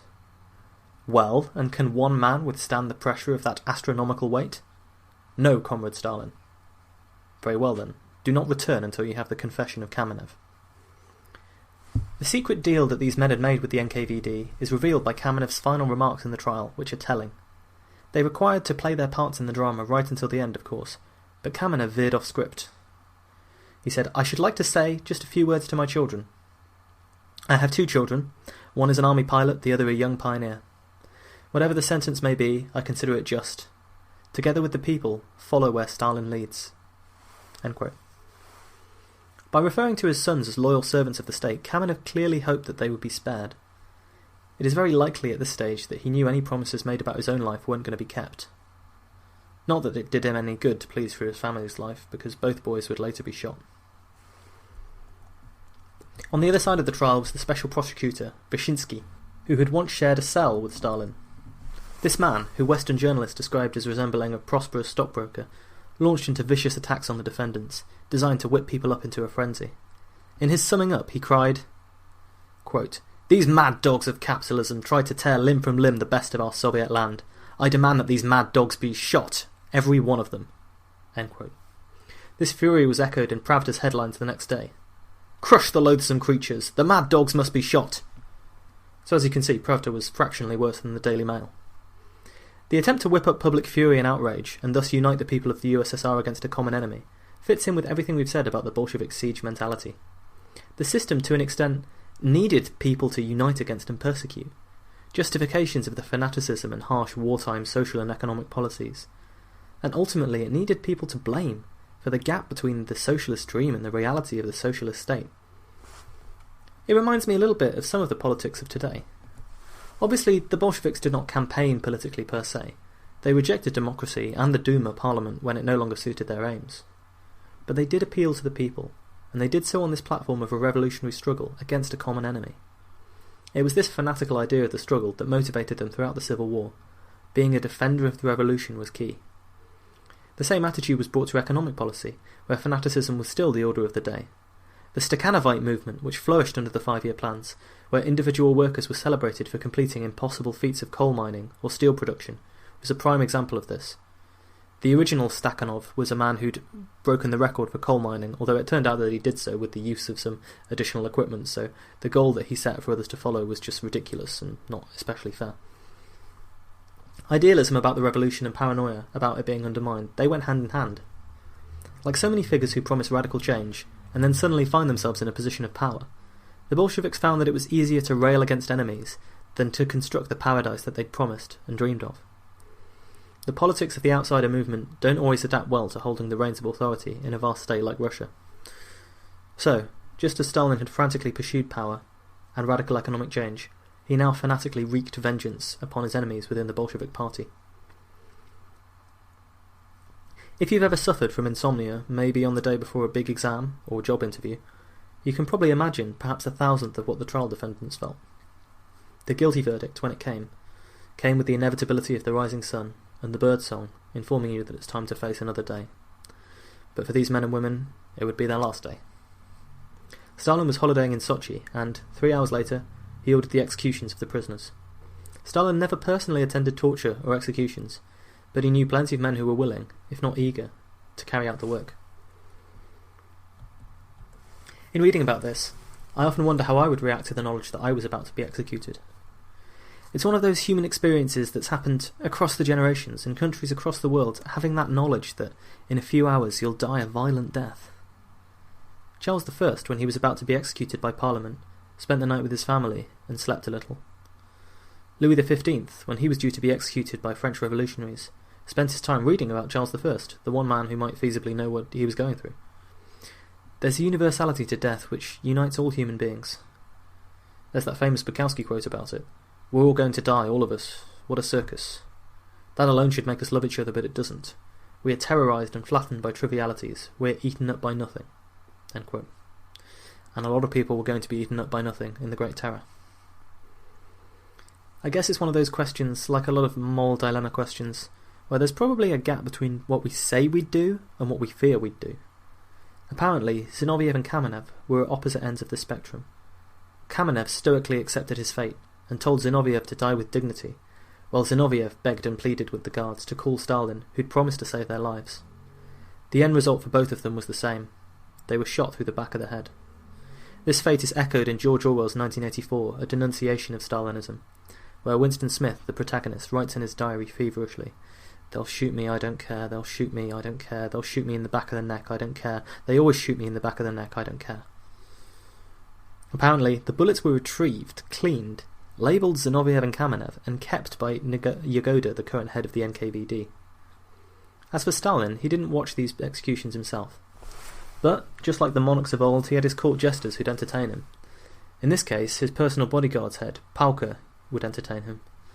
It's symbolic of power having other humans specifically attempt to amuse you, isn't it? Pauka performed for Stalin as Zinoviev, begging for his life and reciting Jewish prayers, and according to Montefiore, quote, "Stalin was almost sick with merriment and waved at the man to stop." It's a little sickening to imagine him taking such perverse pleasure in the execution of someone who'd once been his ally and friend. As a young man, Stalin had been awestruck by Kamenev speaking, in the early days of his revolutionary career when he was stuck in that tiny room in the astrological seminary. Now he laughed at the deaths of the old Bolsheviks he'd once admired. The trial of the 16, as the first of the Moscow show trials was called, was not the end of this attack on the Trotskyite counter-revolutionary bloc. Trotsky, for his part, was in exile, but under house arrest in Norway, and he was unable to speak out about the trial as news from Russia filtered through to him. He was sentenced to death in absentia, and powerless to help his allies in Russia, although Stalin wasn't able to have him killed, yet. The first show trial was just the beginning. The defendants had all been forced to implicate the next set of victims for the next show trial. These were mainly figures from the right opposition, such as Bukharan, Rykov and Tomsky. Tomsky saw the writing on the wall and committed suicide as soon as he was implicated in the trial, probably to avoid the humiliation of forced confession and implicating his friends. Stalin was reportedly furious, especially when the suicide was compared to that of Nadya. Tomsky's suicide would serve another purpose in the Great Terror. His suicide note mentioned that Yagoda, the current head of the NKVD, was friendly with members of the right opposition. The man in charge of investigating Tomsky's suicide who found this note? Well, it was Yezhov, the poison dwarf, always trying to spin the situation to his advantage. Casting suspicion on Yagoda, and eventually outright attacking him for being complacent, Yezhov got his way and was appointed head of the NKVD in September, with Stalin saying that Yagoda was not up to the task of exposing the Trotskyites. Some of the figures on the right, including Bukharin, felt that Yezhov's appointment signalled that the terror was over. But in fact, we know with hindsight, it was only just beginning. The NKVD was a vast organisation with incredible powers, and its head was likely the only person whose personal power and influence could begin to rival that of Stalin's in the USSR. Yet this dismissal of Yagoda showed that not even this body was immune from Stalinist persecution. Lakoba, another candidate for the job of NKVD head, refused, preferring to stay in his region of Russia, Abkhazia, where he enjoyed considerable popularity. Lakoba was invited to dinner with Beria, the serial rapist who'd wielded the axe in Stalin's garden and promised to cut down any tree that Stalin wanted him to. That very night, Lakoba fell deathly ill, and a few hours later he died of a heart attack, aged just 43. His doctors were convinced that he was poisoned. Beria had the body cremated and Lakoba's entire family was killed. Stalin, musing to himself in a meeting of the Politburo, he often liked to scribble on a pad of paper in front of him. Well, around the time of this, he scribbled, "Poison, poison." The Bolshevik party was turning on its own. Much like the Great Terror of the French Revolution, the atmosphere for this massive persecution and paranoia was at least in part set up by foreign conditions. After all, remember that a whole long list of capitalist countries tried, without much enthusiasm or commitment, but tried, to intervene in the Russian Civil War as anti-communists. Hitler came to power in 1933, broadly on the back of anti-communism for the German people, and you could argue that the same atmosphere of polarisation that made communist governments possible really drove the rise of fascism in Europe. Hitler had stated that communism was a menace and that the Soviet Union should be destroyed. Even more broadly, for an ideological Bolshevik who knew his Marx well, the global revolution that they had dreamed of had not manifested itself. The system wasn't supposed to work this way. Even in Stalin's own mind, and the rhetoric he delivered to the public, we'll remember that one key aspect of the propaganda of the 5-year plans is that any failures to meet targets were down to wreckers and saboteurs. By pointing endlessly to the internal enemy and fears of a fascist fifth column in any war that the 5-year plan was so brutal in order to justify, Stalin was laying the ideological groundwork for the terror. Fears of counter-revolutionary threats, wreckers, saboteurs. They were at least partially justified, but they'd been given a very wide airing. Bukharan, in these unsettled times, having been demoted to low positions, took to bombarding Stalin with letters pleading for his life. Quote, "I am not me. I can't even cry on the body of an old comrade. Koba, I can't live in such a situation. I really love you passionately. I wish you quick and resolute victories." Stalin, of course, never replied, but he read every letter, and would often scrawl "crank," "big child," or "ha ha ha" in the margins.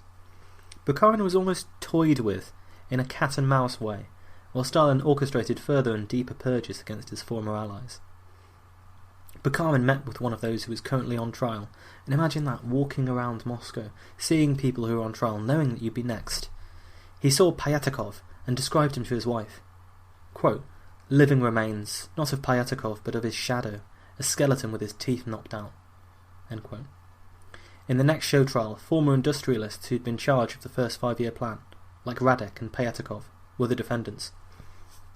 This, then, was the trial of the anti-Soviet Trotskyist centre. Radek, whose sparkling wit had led him to be credited with many of the anti-Stalin Soviet jokes, and who was an active member of the left opposition, read his script, which laid the groundwork for a much wider purge to come. Radek confessed to being involved in this Trotskyist plot to overthrow the state, but he also described semi-Trotskyites, quarter-Trotskyites, 1/8 Trotskyites, people who helped us, not knowing of the terrorist organisation but sympathising with us, people who from liberalism, from a front against the party, gave us this help. But what did it mean to be 1/8 Trotskyite? In effect, it was the same as what it meant to be a kulak during collectivization. The enemy was shadowy, hazy, ill-defined. Therefore, anyone who resisted, or even showed signs that they might resist, was now somehow part of the conspiracy. Nikita Khrushchev, a rising star in the party, addressed feverish crowds in Moscow. Quote, "By raising their hand against Comrade Stalin, the Judas Trotsky and his bloc have raised their hand against the best that humanity has, because Stalin is our hope, Stalin is our banner, Stalin is our will, and Stalin is our victory." End quote. The prominent Bolshevik, Odzgonakidze, realising that Stalin's purges were focused on his deputies and knowing that he'd be next, shot himself through the heart, exactly as Nadya had done. The symbolism of the gesture is obvious. His death was formally announced as a heart attack. He avoided the fate of some of his fellow Bolsheviks and was permitted a state funeral. Bukharin was not so fortunate. He refused to shoot himself as he felt that it would be an admission of guilt. He had seen the fates of Zinoviev and Kamenev and did not want to face his own fate with the same lack of dignity, forced to confess and lie about his own actions. He knew he was going to die, as the net shrunk around him, and he behaved accordingly. He dictated his final testament to his wife, Anna, but told her not to write it down, merely to remember it, in case it was used against her as evidence. Anna, who later detailed their life together in her memoirs, described the moment when they knew they were parting for the last time, when Bukharin's arrest went through. His final words to her were, "See, you don't get angry, Anyutka. There are irritating misprints in history, but the truth will triumph." She says, "We understood that we were parting forever." Anna herself would at first be exiled, then arrested and sent to the Gulag in 1938. She would spend the next 15 years in various prison camps and forced labour camps, until Stalin's death when she was freed. She then began a political crusade to have Bukharin exonerated, which finally resulted in success in 1988, when he was rehabilitated and cleared of all charges. At this point, Anna was 74 years old. Yezhov, the poison dwarf, was now relishing his role in charge of the NKVD, advising those who worked under him not to be too concerned about the innocent or the guilt of the victims of the terror. He said, "There will be some innocent victims in this fight against fascist agents. We are launching a major attack on the enemy. Let there be no resentment if we bump someone with an elbow. Better that 10 innocent people should suffer than one spy get away. When you chop wood, chips fly." End quote. He was backed up by the ever-unbiased Pravda, which published a song for the NKVD to sing as they arrested people. I'm going to quote the lyrics, I don't think I'll sing to you. "The entire Soviet people helps us to chop down the enemy's claws, to cut down the enemy's teeth, to destroy the nests of the enemy with fire. We will defend our Soviet country in the Yezhov manner. Hey, enemies, you can't hide your malicious faces in new masks. You can't escape from our stern Yezhov grip of steel. Crawling reptiles cannot slither stealthily to the heart of the motherland. Our untiring people's commissar discovers all with a sharp-eyed glance. We are the defence of millions. We are the defence of the whole country. From traitors, spies, inciters of war. To saboteurs, no mercy." End quote. Catchy, right? For Bukharan, too, there was no mercy. This fiercely intellectual man, whom Lenin had described as the darling of the whole party, and who Stalin had called Bukharan as a term of endearment, was imprisoned for over a year in a Lubyanka prison, a vast and grand austere building that was like the Bastille of the Soviet Union. He attempted to go on hunger strike, which Stalin described as blackmail, and he wrote a lot. Apparently over 200 poems, and an autobiographical novel, How It All Began, which was never finished. It ends, ominously, mid-sentence. Bukharan's approach to his show trial was a little different. Like everyone else, he was well aware that his family had been imprisoned and could be executed. He made a full confession to being a Trotskyite and trying to restore capitalism to the USSR. But he refused to confess to individual, specific crimes, like the murder of Kirov. All he'd say is that he took complete responsibility for the activities of the bloc, while evading questions on the specifics. Obviously nothing Bukharan said could possibly change his fate, but it's clear that he wanted to make some act of protest. Reading a transcript of Bukharan's testimony, which you can do online, is very odd. The intellectualism shines through, as he almost pontificates endlessly in a vague confession of these counter-revolutionary crimes. It's littered with almost minor points of doctrine. Allow me to continue this thought, comrades, and as incredibly verbose and eloquent as his writings often were, even when he was confessing to entirely fictional crimes. Vyshinsky, in his dogged manner as chief of show trial theatrics, summed up. His words serve as a good reminder that Stalin is attempting to discredit any intellectual opposition to his rule, past and present, as motivated by foreign powers and dishonest. Quote, "Exactly 1 year ago, Comrade Stalin analysed deficiencies in our work, and arrived at the conclusion that the Trotskyite hypocrites must be liquidated. This direction he outlined in an article he wrote, in which he stated 2 words on the deviants, saboteurs, spies and others. Trotskyites and Bukharanites, Your Honour, this whole right-wing Trotskyite bloc whose leadership is now in the dock is not a political party. It is not a political movement. This bloc has no ideological content, nothing intellectual, as was the case with earlier members of this clique. Now it is sunk into the fetid ground of underground spies. This is a 5th column, a Ku Klux Klan, which has opened the door to the enemy, who is a sniper from a secret perch, who wants to help invading enemies conquer our villages and cities, who wants to contribute to the defeat of their own country. It is clear that these so-called masters must be mercilessly crushed and destroyed." End quote. Despite his vague confession, Bukharan maintained his innocence in letters to Stalin, written in the same effusive and gushingly emotional tones of his earlier letters. Again, Stalin never formally responded to the desperate Bukharan, but we can infer what he thought of the letters from 2 pieces of historical fact. The first is that when his desk was searched after his death, one of the 3 letters he kept, you'll remember there was one from Lenin referring to Stalin yelling at his wife, was from Bukharan. In it, he calls Stalin by his childhood nickname, by the name he'd like to be referred to always, as in a desperate attempt to remind him of their closeness, and maybe the honourable nature of the character that he's naming him after. Bukharan wrote, "Koba, why do you need me to die?" The other fact that lets you know what Stalin really thought is that Bukharan begged to be allowed to die by poison, or a cup of morphine in his poetic terms. Stalin not only had him shot, but the NKVD officers in charge of his execution forced him to watch other people getting shot first. Bukharan was executed in 1938. Bukharan's show trial had another important defendant, the former head of the NKVD, Yagoda. Such was the accelerating rate of the Stalinist purges, Yagoda had been demoted from head of the NKVD in 1936, arrested in 1937, and executed in 1938.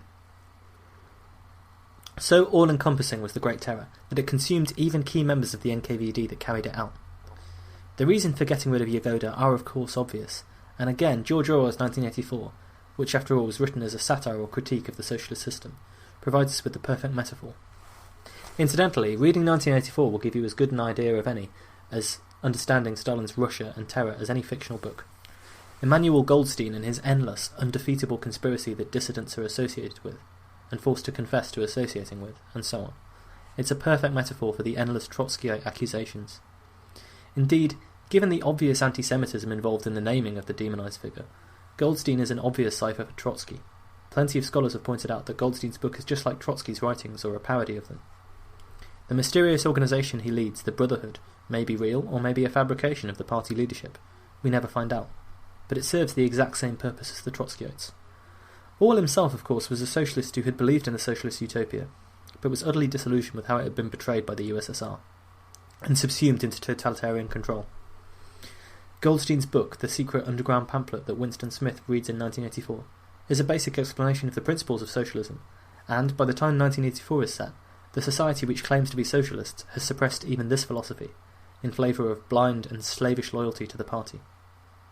In case it's not clear, I really love 1984. In that book, the protagonist Winston describes doublethink, which is how citizens are supposed to deal with the information that are against the story they've been told by the state. You force yourself to forget it, and then you force yourself to forget the act of forgetting, and so on, and so on. The lie is always one step ahead of the truth. Stalin used Yagoda to purge the system of Zinoviev and Kamenev, and also Kirov. Then he used Yezhov to purge the system of Yagoda, and his likely complicity in killing Kirov. And, spoiler alert, the poison dwarf will not die of natural causes either. It's very difficult for me to muster even the tiniest bit of sympathy for Yezhov or Yagoda, but both must have known the full scale of the horror when it became clear that the purges were pinwheeling around to take them out. There would be no mercy for their friends, families, or associates. Yagoda, perhaps sarcastically when he knew that he was doomed, told one of his investigators that there must be a god after all. After all, if Stalin was in charge, he deserved to be raised up for his loyal service to the regime. But if God was really calling the shots, well, he deserved his punishment. As Yagoda put it, look where I am and judge for yourself. In the Russia of the Great Terror, men sat in offices, inventing elaborate confessions for Stalin's enemies, while other men sat in other offices, writing elaborate confessions for those first men. The system erased all opposition, and then erased the evidence that the opposition had been erased. One of the most iconic images from this era is a doctored photo of Stalin and some associates. By 1939, Yezhov had been removed from the picture completely. One year, the NKVD is singing your praises, literally singing your praises, and the next year you're being erased from pictures of you and Stalin. Enemies are not just defeated, but destroyed completely. History is not just suppressed, but rewritten. This was the ambitious goal of the Great Terror, and at its end, only Stalin and a few members of his inner circle survived. One of the important things to note about this is that Stalin made sure that all of those members of the inner circle that survived were equally complicit in the Great Terror. They all signed execution lists in their various regions. And when, after Stalin's death, Khrushchev denounced the Great Terror, in the secret speech, there was a lot of arguing amongst Stalin's underlings because they had all been complicit, and a lot of them felt like Khrushchev was trying to distance himself from something he'd been a part of. It's in the same way as ensuring membership of a cult by undergoing a murder together. The blood binds them together after this point. Now, one of the most important aspects of Yagoda's conviction is that in his confession, he implicated the next bunch of high-ranking officials who were going to be persecuted by the NKVD. These were the men of the Red Army. Chief amongst them, Marshal Tukhachevsky, who Stalin had long suspected of plotting some kind of military coup against the revolution. Again, with very little evidence. He was arrested, and Yezhov was put in charge of his interrogation, and Yezhov was not afraid to use physical torture, as well as psychological. Perhaps we'll never know for sure what precise techniques were used by the NKVD to wring a confession out of Tukhachevsky. What we do know is that the confession, which still survives in the Soviet archives, was spattered with blood. Stalin saw spies everywhere in the Red Army, and by the end of the purge, 30,000 members of the armed forces had been killed, and more than half of the officer corps. The purge of the army and Stalin's motivations behind ordering it are one of the murkier areas of the already murky Great Terror. For example, Tukhachevsky and others were accused of conspiring with officials from Nazi Germany in a plot to overthrow the state. Of course, this was the standard accusation that was levelled at everyone. Zinoviev, Kamenev, Bukharan, everyone had to deal with it. But there is solid evidence that the Nazis encouraged Stalin's paranoia in this area, in the hope that he'd decimate his own armed forces. Reinhard Heydrich, the brutal head of the SS, had 32 documents forged to make it look like Tukhachevsky had been involved in a plot to topple Stalin. Allowing Stalin to discover these forgeries gave him all the pretext he needed to ruthlessly purge the Red Army. That said, I don't believe, and most historians don't believe, that Stalin was genuinely duped by the Nazi forgeries. It just gave him an excuse to do what he wanted to do anyway, and crush any alternative centre of power. Yet the purge of the army remains, on the face of it, a considerable gamble by Stalin. Tukhachevsky was a brutal man, but he was a brilliant military strategist who was beginning to understand what armour and aircraft would do to modern warfare, something that Hitler, of course, and the architects of Blitzkrieg understood very well. That was why they designed their strategy of lightning war that utilised fast movement, aerial bombardment, and armour above all else. There was no question that Stalin's paranoia caused him to weaken his own army considerably. All this while the state was being squeezed to maximise military production. Given that there was probably no realistic coup, and Stalin knew that, it seems like a misstep. What's clear is that Stalin the autocrat shines through this action. He was willing to weaken the socialist state, the Russian military, and cut down military leaders who could be helpful in their prime. All this in order to terrify people, to increase their loyalty. Britain would regularly say that the only way to win was to soldiers were more terrified of their own side than they were of the enemy. And yet we can clearly see in this action that one of the flaws of dictators is that they often put a higher price on loyalty than competence. This will have its own consequences. There's so much to say in going through the Great Terror, so I've split it into 2 episodes. Next time, I will dive into the impact of the Great Terror on ordinary people, not just Bolsheviks or politicians in the USSR. Because of this horrendous purging of society, it was not just limited to the party. In the USSR, Stalin, Yezhov, and the NKVD, they made themselves the common enemy of mankind. Thank you for listening to Autocracy Now. If you've enjoyed listening to the show, there's all kinds of things you can do to help, from telling all of your friends to following us on various social media accounts like Twitter and Facebook, visiting the website, donating to the show, leaving us a good review on iTunes. Any of these things will help the show, which is, after all, just me sat in my room reading books and talking about them. See you next time.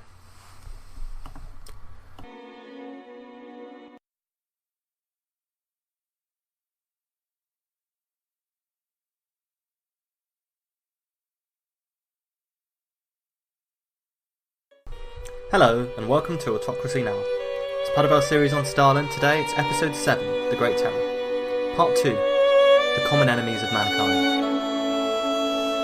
One sunny afternoon in 1937, a young girl, Marksena Mikhailovna, was putting on a puppet show for her friends. It was an afternoon's diversion, but friends and the parents of the children involved were all invited to form the audience of the show. She was 13 years old, and one can imagine trying to corral the younger children into learning their lines. In the end, the play was totally improvised because she couldn't get them to learn their lines, and picking and choosing which bits of the fairy tales to incorporate into the story. The stress and excitement of being a casting director and putting on a show, a child's fun and games. But some of the parents were less than amused and said that Marksena must be an unfeeling brat to walk out on stage and perform, given what had just happened to her family. Marksena was trying to distract herself and put a brave face on the impossible situation that she was faced with. Her life, as she knew it, had just ended. The day before, her stepfather, whom she called Papa, headed to a holiday resort and was arrested by the NKVD. Her mother, around 11 in the morning at work, had been arrested by the NKVD. Both of them had worked for the Communist Party in some capacity, and as a result she'd been able to live a middle-class, comfortable life. She was on holiday in Dhaka with lots of other friends. But her middle-class, comfortable life was at an end. Over the next few weeks she would return to her flat in Leningrad along with her younger brothers, and suddenly she was faced with the fact that she had to sort out her own life. All of those little details that get arranged for you when you were a kid, well, her parents weren't around anymore. She had to take care of those things. At the age of just 13, Marksena had to worry about how there was going to be food on the table that evening. Her parents were being interrogated. She smashed open her piggy bank and later arranged for some of the family furniture to be sold, just in order to buy bread. The NKVD would return a few days later and move her to another flat, another school. Luckily for Marksena, she'd had the wherewithal to pillage her own house for all the savings that her parents had kept lying around, and so she had enough money to get by, for now. Just a few weeks after that, she'd returned to school to find that her younger brothers had been taken away by the NKVD to a children's detention centre. Marksena would try to send them boots and warm fur clothes for the winter, but she later discovered that the secret police had confiscated them all. The brothers remained shoeless. In the coming months, she'd write to her youngest brother, Vladimir, who had not yet learned to read and write. The only information she could get from the home about her little brother was that, "Your brother has been in our home since such and such a date." No more than that, no matter how hard she tried, no matter how emotional the appeals were in her letters. The same younger brother, Vladimir, would later be conscripted into the Red Army after a crooked doctor had added an extra year onto his actual age. Her other brothers would later be split up and shipped off to different districts in the USSR. Marksena herself must have slipped through the net in the administrative chaos. It's not clear whether the secret police even knew that she was living alone. A few weeks before, Marksena described how she lived an ordinary life. She'd occasionally hear in the schoolyard rumours that there were arrests and talk of enemies that had to be detained, but she never really believed that it would affect her life, because, like all these things, you never believe it will affect you until it does. A few short weeks later, her family had been systematically dismantled by the NKVD, and she was living off the money that she managed to steal from her own house. It would be 20 years until she discovered what had happened to her parents, and where they'd been disappeared to by the NKVD. She wrote to them, and later the KGB when they replaced them, every year, in hope of some information, still desperately holding out hope that they might be alive somewhere. This was hope that the NKVD encouraged. Their standard policy, when they weren't allowed to disclose what had happened to a person, or in the bureaucratic chaos they just had no idea what had happened to a person, was to say that they'd been sentenced to 10 years in a concentration camp without the right to correspondence. All over Russia, thousands of people writing to find out about their relatives received identical letters. Your mother, your father, your brother, your sister, 10 years in a concentration camp without the right to correspondence. This was the answer Marksena received when she inquired about her parents. She knew they were innocent of any crimes and dedicated communists. It didn't seem fair. Only after Stalin died was there any closure for the victims of the purges. Their rehabilitation certificate said that both of them died of heart attacks on the exact same day in 1937. Marksena knew that this was NKVD code. Both of them had been shot shortly after their arrests. It took until 1989 for the Soviet authorities to admit the truth. Marksena was interviewed in 2005 for V-V-VI-VII The Whisperers. You can read transcripts of her interview and others on his website, which I highly recommend. Even as late as 2005, there were Russians walking around the streets of St. Petersburg and Moscow with these kind of memories in their heads. This is what the Great Terror could mean to ordinary Russians. This is what happened to her. Stalin, who often gets quoted as saying, "One death is a tragedy, a million deaths a statistic," was not just commenting on the fact that humans find it difficult to scale up empathy. It's a quote with a terrible ring of truth to it about how he ran his state. To me, it sometimes feels like we still haven't adapted to living in a globally connected society. The fact that I can type this in one country and it can be read and heard by people I would never have met, will never meet, could never have met 500 years ago. This is an amazing thing. Some of my closest friends are people I've never been able to meet. But global interconnectedness strains our empathy. We can feel it for our friends, and we can feel momentary pangs of sadness for the case studies that the news throws up to us about the latest civil war or plague or famine. But we've all been in that situation, watching the news or reading about some distant tragedy somewhere, when we realise that this is stretched beyond what we can process, what we can digest and understand, and it's moved into the realm of the incomprehensible.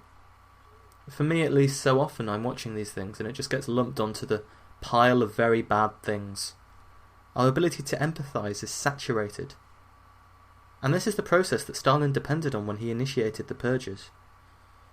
So much bad stuff was happening that empathy was saturated. Yezhov, the puppet master, the Blackberry, the poisoned dwarf.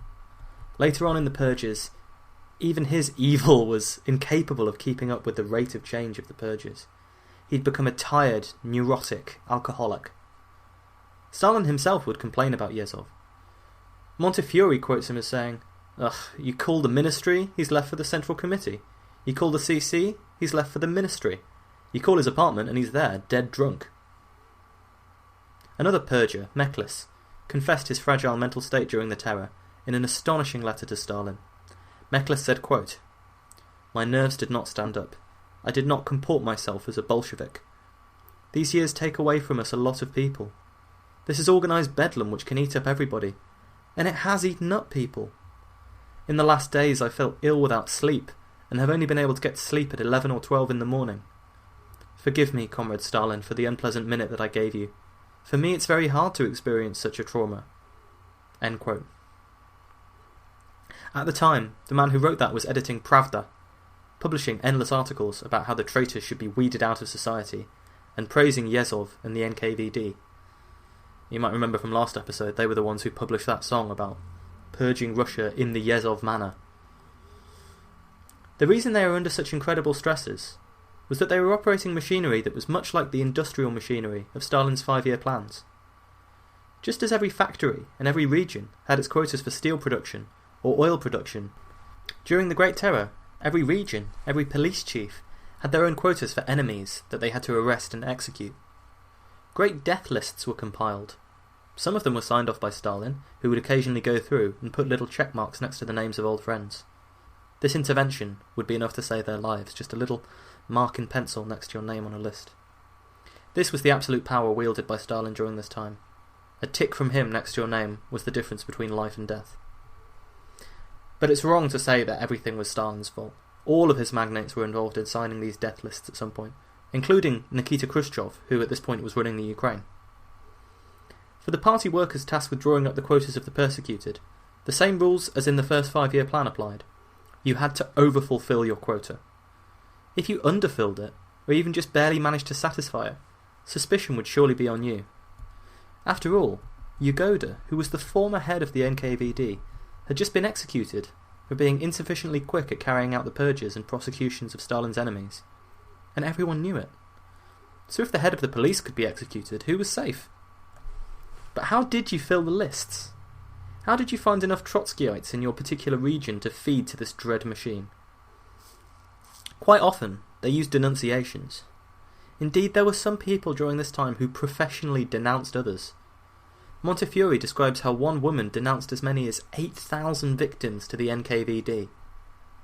You'd be there in the middle of a town meeting of your local Communist Party, and she'd stand up with claims that she could tell enemies simply by the look in their eyes.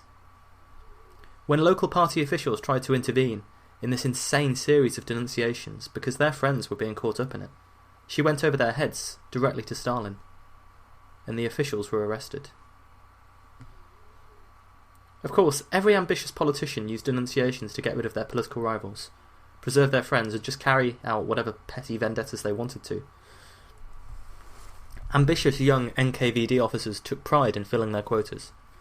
Beria himself had a quota of 269,000 arrests and 76,000 executions, and he exceeded both numbers, so the quota had to be raised. Those who weren't executed were used as slave labour, so much so that the people who were in charge of these major public work projects like the Dnieper Canal and things like that, that was the secret police because they had all of the slave labour they could need. This is a fascinating, if sick, economic dimension to the terror that Robert Conquest and others have explored. Nikita Khrushchev, who'd later denounced Stalin's excesses during the terror, personally executed 55,000 people, a dutiful 10% more than his quota of 50,000. So what kind of thing would lead to you being executed in the Great Terror? Almost anything. If you'd ever been, for example, a civil servant in the days of the Tsar, or associated with any non-Bolshevik party, or a member of the clergy, you were almost certain to be arrested. 85% of the Orthodox clergy were arrested in this pathological Bolshevik persecution of organised religion. If you were even a friend or a family member of a marked person, you were highly likely to be swept up in the purges, as happened to the brothers of Mark Sena. The intelligentsia, these are the doctors, the teachers, the scientists, academics, anyone who was considered likely to hold views that weren't entirely socialist, anyone who'd been exposed to non-communist ideas, these people were arrested and persecuted during the Great Terror. And in fact, one of the great diaries we have from the siege of Leningrad, which will take place during the Second World War, is from an academic who lived in Leningrad, and she was caught up in the Great Terror while pregnant, and lost the baby under torture. And so you read her diary of her attempts to defend the city of Leningrad against the Nazis, and you think, This person is being tasked to dig trenches outside their home city to defend a regime that did that to them. I mean, you almost can barely understand what immense strain this must have put on the fabric of society. But so many of the people who were caught up in this maelstrom really had no political leanings at all. Whenever purges on this scale are unleashed and life becomes cheap, death swallows up a lot of innocent people. When desperate NKVD officers couldn't find enough people with a cloud of suspicion hanging over them to persecute, sometimes they just randomly select names from the phone books in the local area. Given that Stalin had ordered the persecution of foreign nationals, especially anyone who was German, who were, after all, in Stalin's mind, the most likely to sabotage the state as a fifth column, simply having a name that sounded German, Polish, or even non-Russian was often enough to condemn you to death. And before we all feel too morally superior, we should remember that this kind of persecution happened in Britain as well, and there's the infamous internment of the Japanese Americans under Franklin Roosevelt. NKVD orders throughout 1937-8 would systematically persecute people by nationality, moving from Germans to Romanians, to Latvians, Greeks, Estonians, Finns, Bulgarians. Tens of thousands of people from these national groups would be killed for nothing more than being foreign. Another favoured tactic for filling up the quotas was making sure you chose married men with children. Married men with children, it was discovered, were the easiest to extract confessions from. The NKVD found they could save considerable time by getting them to sign blank pages at the bottom. The precise confessions could be filled in by an officer later. There's a wonderful book called Hammer and Tickle about Soviet jokes or anekdoti. I first found it in my college library when I was meant to be revising for exams, and so I had no choice but to read the whole thing. It's an amazing combination of Soviet history and terrible puns, so what's not to like? In these jokes, though, we see the resistance, the private discourse and grumbling that was the suppressed opposition in Russia. And we see that it was hardly a nation of fanatics or traitors like the official histories make out. Some particular jokes from the books shed light on the terror. 3 workers head to the factory one morning. One is 5 minutes early, and he's arrested for being a spy. One is 5 minutes late, and he's arrested for being a saboteur. One of them manages to be exactly on time, and he gets arrested for owning an American watch. Yet merely telling an anti-Stalin joke could be enough to get you arrested and sent to the Gulag, or denounced by one of your friends and neighbours. The jokes themselves adapted to reflect this reality, like this one. Quote, 2 prisoners in the Gulag meet one morning. "Why are you here?" says one to the other. "I'm here for laziness," the second man replies. "Laziness?" says the first. "Did you fail to turn up to work one morning?" "No," says the second. "I stayed up late at night, telling jokes with a friend." "Well, that doesn't sound too lazy to me," replies the first, confused. The second says, "Well, I was lazy. I was going to wait until the morning to denounce him to the NKVD, but he denounced me that very same night." Or, for example, a law clerk in a Soviet court goes to his judge's office to hear the man laughing hysterically. "What's happened? What's so funny?" he asks.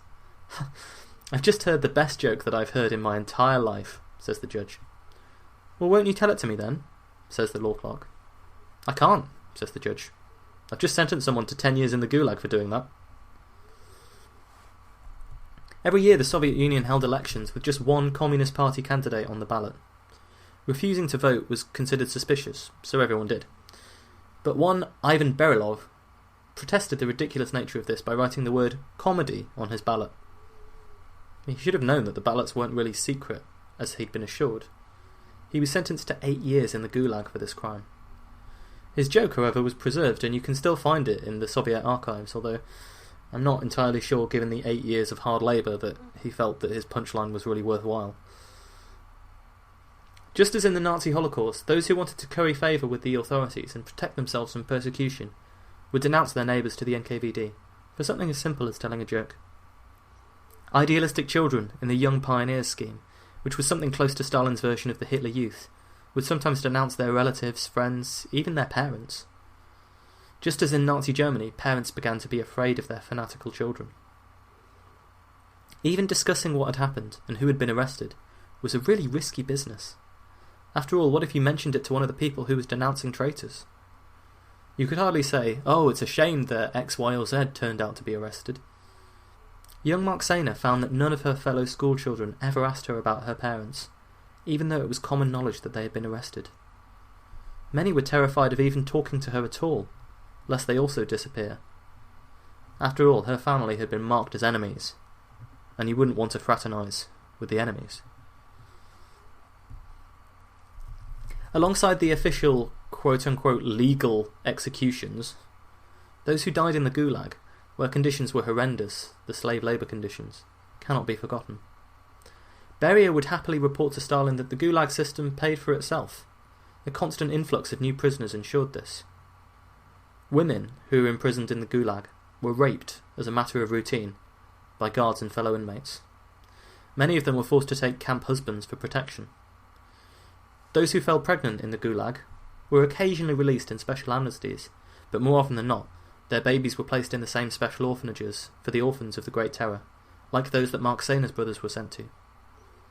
Families were rarely reunited. I mean, why would the authorities even bother to keep track of the orphans? Jacques Rossi, who was in the Gulag, described his ordeal in the memoirs. The Gulag was conceived in order to transform human matter into a docile, exhausted, ill-smelling mass of individuals, living only for themselves and thinking of nothing else but how to appease the constant torture of hunger. Living in the instant, concerned with nothing apart from evading kicks, cold, and ill-treatment. End quote. The conditions were harsh for everyone, regardless of the status or the lives they'd led before. They were now all tools of the state, completely without value. Professor Kozyrev, who'd been a prominent astronomer and physicist before the purges began, laboured for 11.5 hours, and commented, he said, quote, "How far man still is from perfection. Just think, how many people and what great minds are needed to do the job of one horse."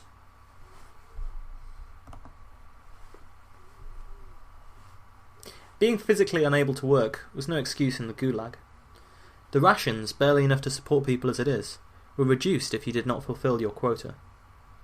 The result of this should be obvious. The weak would gradually starve to death.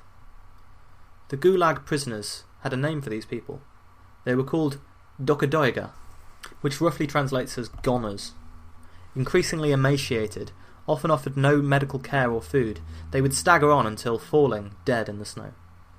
The camp guards liked to keep them around. They served as a reminder to the others of their fate if they did not work hard enough. Stalin and the more fanatical of his underlings were by no means separate from the NKVD and Yezhov. A Stalin speech from 8th of November 1937 at the height of the purge gives you a sense of the foaming at the mouth that had begun at this point. He said, quote, "And we will annihilate every such enemy, even if he were to be an old Bolshevik. We shall annihilate his entire clan, his family. We will mercilessly annihilate anyone who by his actions and thoughts, yes, thoughts too, assails the unity of the socialist state. For the total annihilation of all enemies, both themselves and their clan." End quote. In this, Stalin's policy was as much influenced by Leninist writings on the value of terror and the destruction of opposing classes, as it was by the old Russian leaders like Ivan the Terrible, who'd persecuted their boyars. Stalin would regularly say that Ivan's only mistake when dealing with his lords was not killing them all. There was an endless historical question with the Great Terror, as to why Stalin initiated such a wide-ranging purge. To me, at least, it seems like there's a combination of genuine paranoia and brutality as a tactic at work. Stalin couldn't possibly have believed that everyone who was being denounced was really guilty. How could they be, when so often he wrote the charge sheets for them? But he did believe there were conspiracies against him. This paranoid nature happens throughout his life, and it's indicated by later purges of his inner circle.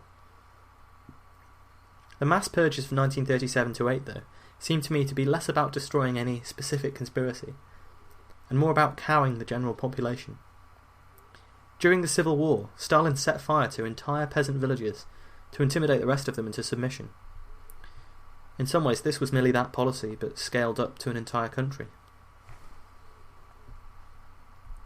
Stalin instigated the Great Terror, and surrounded himself with sadistic lieutenants like Yezhov and Beria, who'd carry it out for him. The Bolshevik tendency to micromanage and bureaucratize treated this task the same as any other. Yezhov even specified which type of bushes were the best to plant to cover up the mass graves. Stalin signed the death lists and the death warrants in so many cases, personally approving the names of hundreds of thousands for execution. But his inner circle should never be held free from blame. Many of them would ignore the names on the lists of the condemned, and simply underline the numbers. To their dying day, men like Molotov and Kaganovich would insist that the terror had been necessary to strengthen the Soviet state before the Second World War. This is presumably the attitude you have to adopt when you've got so much blood on your hands. Nor should we forget that butchery on such a vast scale required a vast number of people employed by the NKVD to draw up local lists for each town, village and street, to extract and record the confessions of those who were attacked, to drive victims in lorries marked meat from place to place. To talk about a Soviet Russia without the terror, to talk about a Stalinist regime without the terror, is so far into the counterfactual that we can't really understand what it would have looked like. Trampling on the NEP, forcing workers to live in terrible conditions and fulfill fantastical targets, collectivizing the peasantry, and generally attempting to repress and mould society in the fanatical, revolutionary way that Stalin did. This probably did require terror. That's the only way you could force people to do these things. When you read about the immense suffering that Stalin caused to people, and you think about the low power base that the Bolsheviks had initially, you question why they weren't toppled from power. But the huge machinery of the terror is probably a major reason why. After the terror had begun, it escalated in a horrendous cycle of violence. After all, every person who was arrested or executed turned another group of people against the Soviet state. The family of the victim. This, as much as anything else, was why entire families were wiped out by the terror. Every new execution, every overfulfilled quota, cemented Stalin's own paranoia and resolved that he had to stamp out these internal enemies, and they created new enemies. Yet the excuse that unity was necessary to win the Second World War, as well as being immensely cold and callous, is to my mind inaccurate. I also think that the idea that this was the culmination of the social engineering that was going to eliminate people who disagree with Stalin and socialism, that's also not the main cause of the terror. That's more of a secondary motive, or else why would the slaughter be so indiscriminate and rely on quotas? Why would people who weren't necessarily bad communists be executed? This was about maintaining Stalin's personal power, not the unity or the social cohesion of the state. The year 1937-8, when the vast majority of mass killings and repression occurred, has been called the Yezovshchina, the time of Yezov. Chances are that Stalin himself invented this term, and he certainly started using it in private very quickly after it was coined, to distance himself from the atrocities. Towards the end of 1938, Yezov's power was starting to wane. He was signing death lists that included many of his own protégés and allies. Just as for previous Bolsheviks, the persecution of your friends and associates was a signal that you would be next. In August of 1938, Beria became Yezov's deputy. Now that is a terrifying thing for a politician. Beria suddenly being your deputy. You wouldn't want him snapping at your heels. Yezov probably tried to have Beria arrested, realising he was staring at his own replacement, but it was too late to outmaneuver him. As soon as Beria arrived in Moscow, he immediately began to indulge in his own favourite brands of political intrigue. He talked to others in Stalin's inner circle, warning them about being too close to Yezov. Yezov, for his part, tried to warn one of his friends, an NKVD chief in the Ukraine, that there was a warrant for his arrest. The man faked suicide and escaped, but this let Stalin know that Yezov had tapped his phones. Yezov, already deteriorating, lapsed into alcoholism, as Beria swiftly started to be the one signing his orders, and putting his own men in positions of power in the police force. Reportedly, Yezov, in a drunken stupor, ordered that all of Beria's deputies be killed, and then, lapsing deeper into drunkenness, that Stalin himself should be executed. There was no one left willing to do violence for him this time. His wife killed herself rather than being arrested by the NKVD on the 19th of November. Montefiore describes his last days of freedom as a sort of hellish parade of debauchery, Yezov using what little power and influence he still had to satisfy base and sexual desires. By the 23rd of November 1938, Yezov was dismissed from his position as head of the NKVD and replaced by Beria. Yezov was demoted to be the People's Commissar for the Waterways. It can't be lost on him that this was the exact same appointment that the former head of the NKVD, Yagoda, had had. The trajectory from NKVD head to waterways to arrest and execution, this was already well established. It was happening to Yezhov too, and, despite all the people he had killed and all the power he'd wielded, he was powerless to stop it.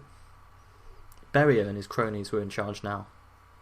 Yezhov was kept around in a terrible condition for some years. Perhaps having him killed straight away was too obvious. But he was eventually denounced by Beria in 1939, arrested in 1940, tortured, shot. He quickly confessed to whatever crimes he was accused of. Like so many of Stalin's secret policemen who later became victims, he was not afforded the honour of a show trial, where he might have exposed Stalin's role in the Yezhovshchina, and was instead completely disappeared from history. There's a really famous photograph where he was originally in it with Stalin, and he's just been completely erased from that photograph in the official version that was published later. He was executed in secret with no announcement. Time magazine, as late as 1948, reported rumours that he was in an asylum somewhere, in one of the NKVD basements that he had specially designed himself. The floor sloped in one direction. It made it easier for the executioners to hose it down for blood. Apparently, when Beria's men searched his apartment, along with finding the usual trove of horrors that the NKVD men habitually kept, they also found some files on Stalin from pre-1917 that appeared to indicate that he was an agent of the Okhrana. And you'll remember when Stalin was a revolutionary, this was a big rumour that was going around that he really worked for the secret police. Although he could have been a double or triple agent, I suppose. Evidently, Yezhov had been hoping to use this as insurance. It was a pathetic hope. The files did nothing to help him. It's kind of unclear how he hoped to use these documents anyway. I mean, Stalin would just say, "That's a lie," and you would be executed. Stalin, for his part, was finally engaging in a degree of tactical retreat from the purges. By blaming Yezhov for their excesses, in a way, just like when he said that those who'd collectivised farms were dizzy with success, he could exonerate himself. The lie worked, and for many years a lot of people believed that Stalin was not as personally responsible for the purges as his NKVD deputies like Beria and Yezhov. Perhaps also, blaming Yezhov for excessive purges signalled to Stalin's own allies that they shouldn't worry. His inner circle, at least the ones who survived, can't possibly have spent all day signing death warrants for former friends without worrying that they would be next. By scapegoating Yezhov, he might have tipped off a revolution against him. These men would now breathe a sigh of relief and remain loyal to Stalin. Stalin, as ever, was pragmatic in his tactical withdrawals from policy. The reality was that the Great Terror just couldn't be sustained. The levers of the thing were grinding to a halt. It had wreaked havoc with the economy and the internal functioning of the party, just by swallowing up so many people. He'd made his point. It was probably also important that he admitted that many of the arrests had been made wrongfully, and so it was necessary for him to pin some blame on Yezhov. Not that Stalin actually cared. There's a wartime anecdote that I've been unable to find the original source for, but that Dan Carlin quotes in one of his brilliant episodes on the Eastern Front. A disastrous order results in the needless deaths of many soldiers, and a commanding officer muses, "The important thing is that the order has been carried out, even if only one man makes it." Such was the same logic that was applied to the quotas of the 5-year plan and the Great Terror. Waste was inevitable. Even missing genuine dissidents was inevitable. Chaotic, rapid, revolutionary struggle was what Stalin wanted, and it was what he got. That was his narrative.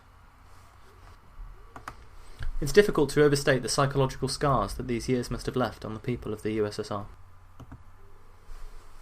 According to the NKVD's own files, 800,000 were executed, and more than 1.5 million were arrested. Everyone would have known someone who was caught up in the purges, and everyone would have been afraid that they could occur again, afraid of the knock on the door at 3 a.m. that could only mean one thing. Families, who had been destroyed and torn apart by the purges, were still not reunited, even when the Great Terror was over, receiving only that familiar refrain, that their loved ones had been sentenced to 10 years without the right to correspondence. The systematic political repression that the Bolsheviks had always undertaken was not stopped at the end of 1938, and Beria and his gang of sadists would continue to arrest and torture dissidents. But the indiscriminate killing and the mass graves were now limited in scope to specific political enemies. The Soviet Union would have almost 2 years of this before the Second World War started. Being born in the USSR around, say, the turn of the 20th century can feel like one of the worst fates imaginable. It's impossible, in listing the numbers, and even in reading the personal stories, for us to understand the scope of the suffering. Reading about the terror has not been a pleasant experience. When I was 15, I visited the Nazi concentration camp, Auschwitz, on a school trip. And I remember one thing that struck me was how absurd, how stupid, how unholy it was that the sun was shining. That it was a beautiful April day. That the world dared to forget about the atrocities that had taken place here. That the birds still sang. Today, as I write this, it's a beautiful day outside. I can hear the birds singing too, like George Orwell said in 1984. It can be such a hollow and beautiful sound. What made it sit at the edge of the lonely wood and pour its music into nothingness? And I felt then, like I feel now, that no good can come of this unless we remember it. It's our duty to read about these things, to learn about the consequences. Not just of autocratic government and dictatorship. Stalin was monstrous, but blaming him alone misses our own complicity as a species. In demonising some individuals, we exonerate the rest. In exonerating, we forget. And in forgetting, we lay the groundwork for repetition. This is not just the consequence of dictatorship, but of ever depriving any group of people of their humanity. We cannot allow this to happen again. It will happen again.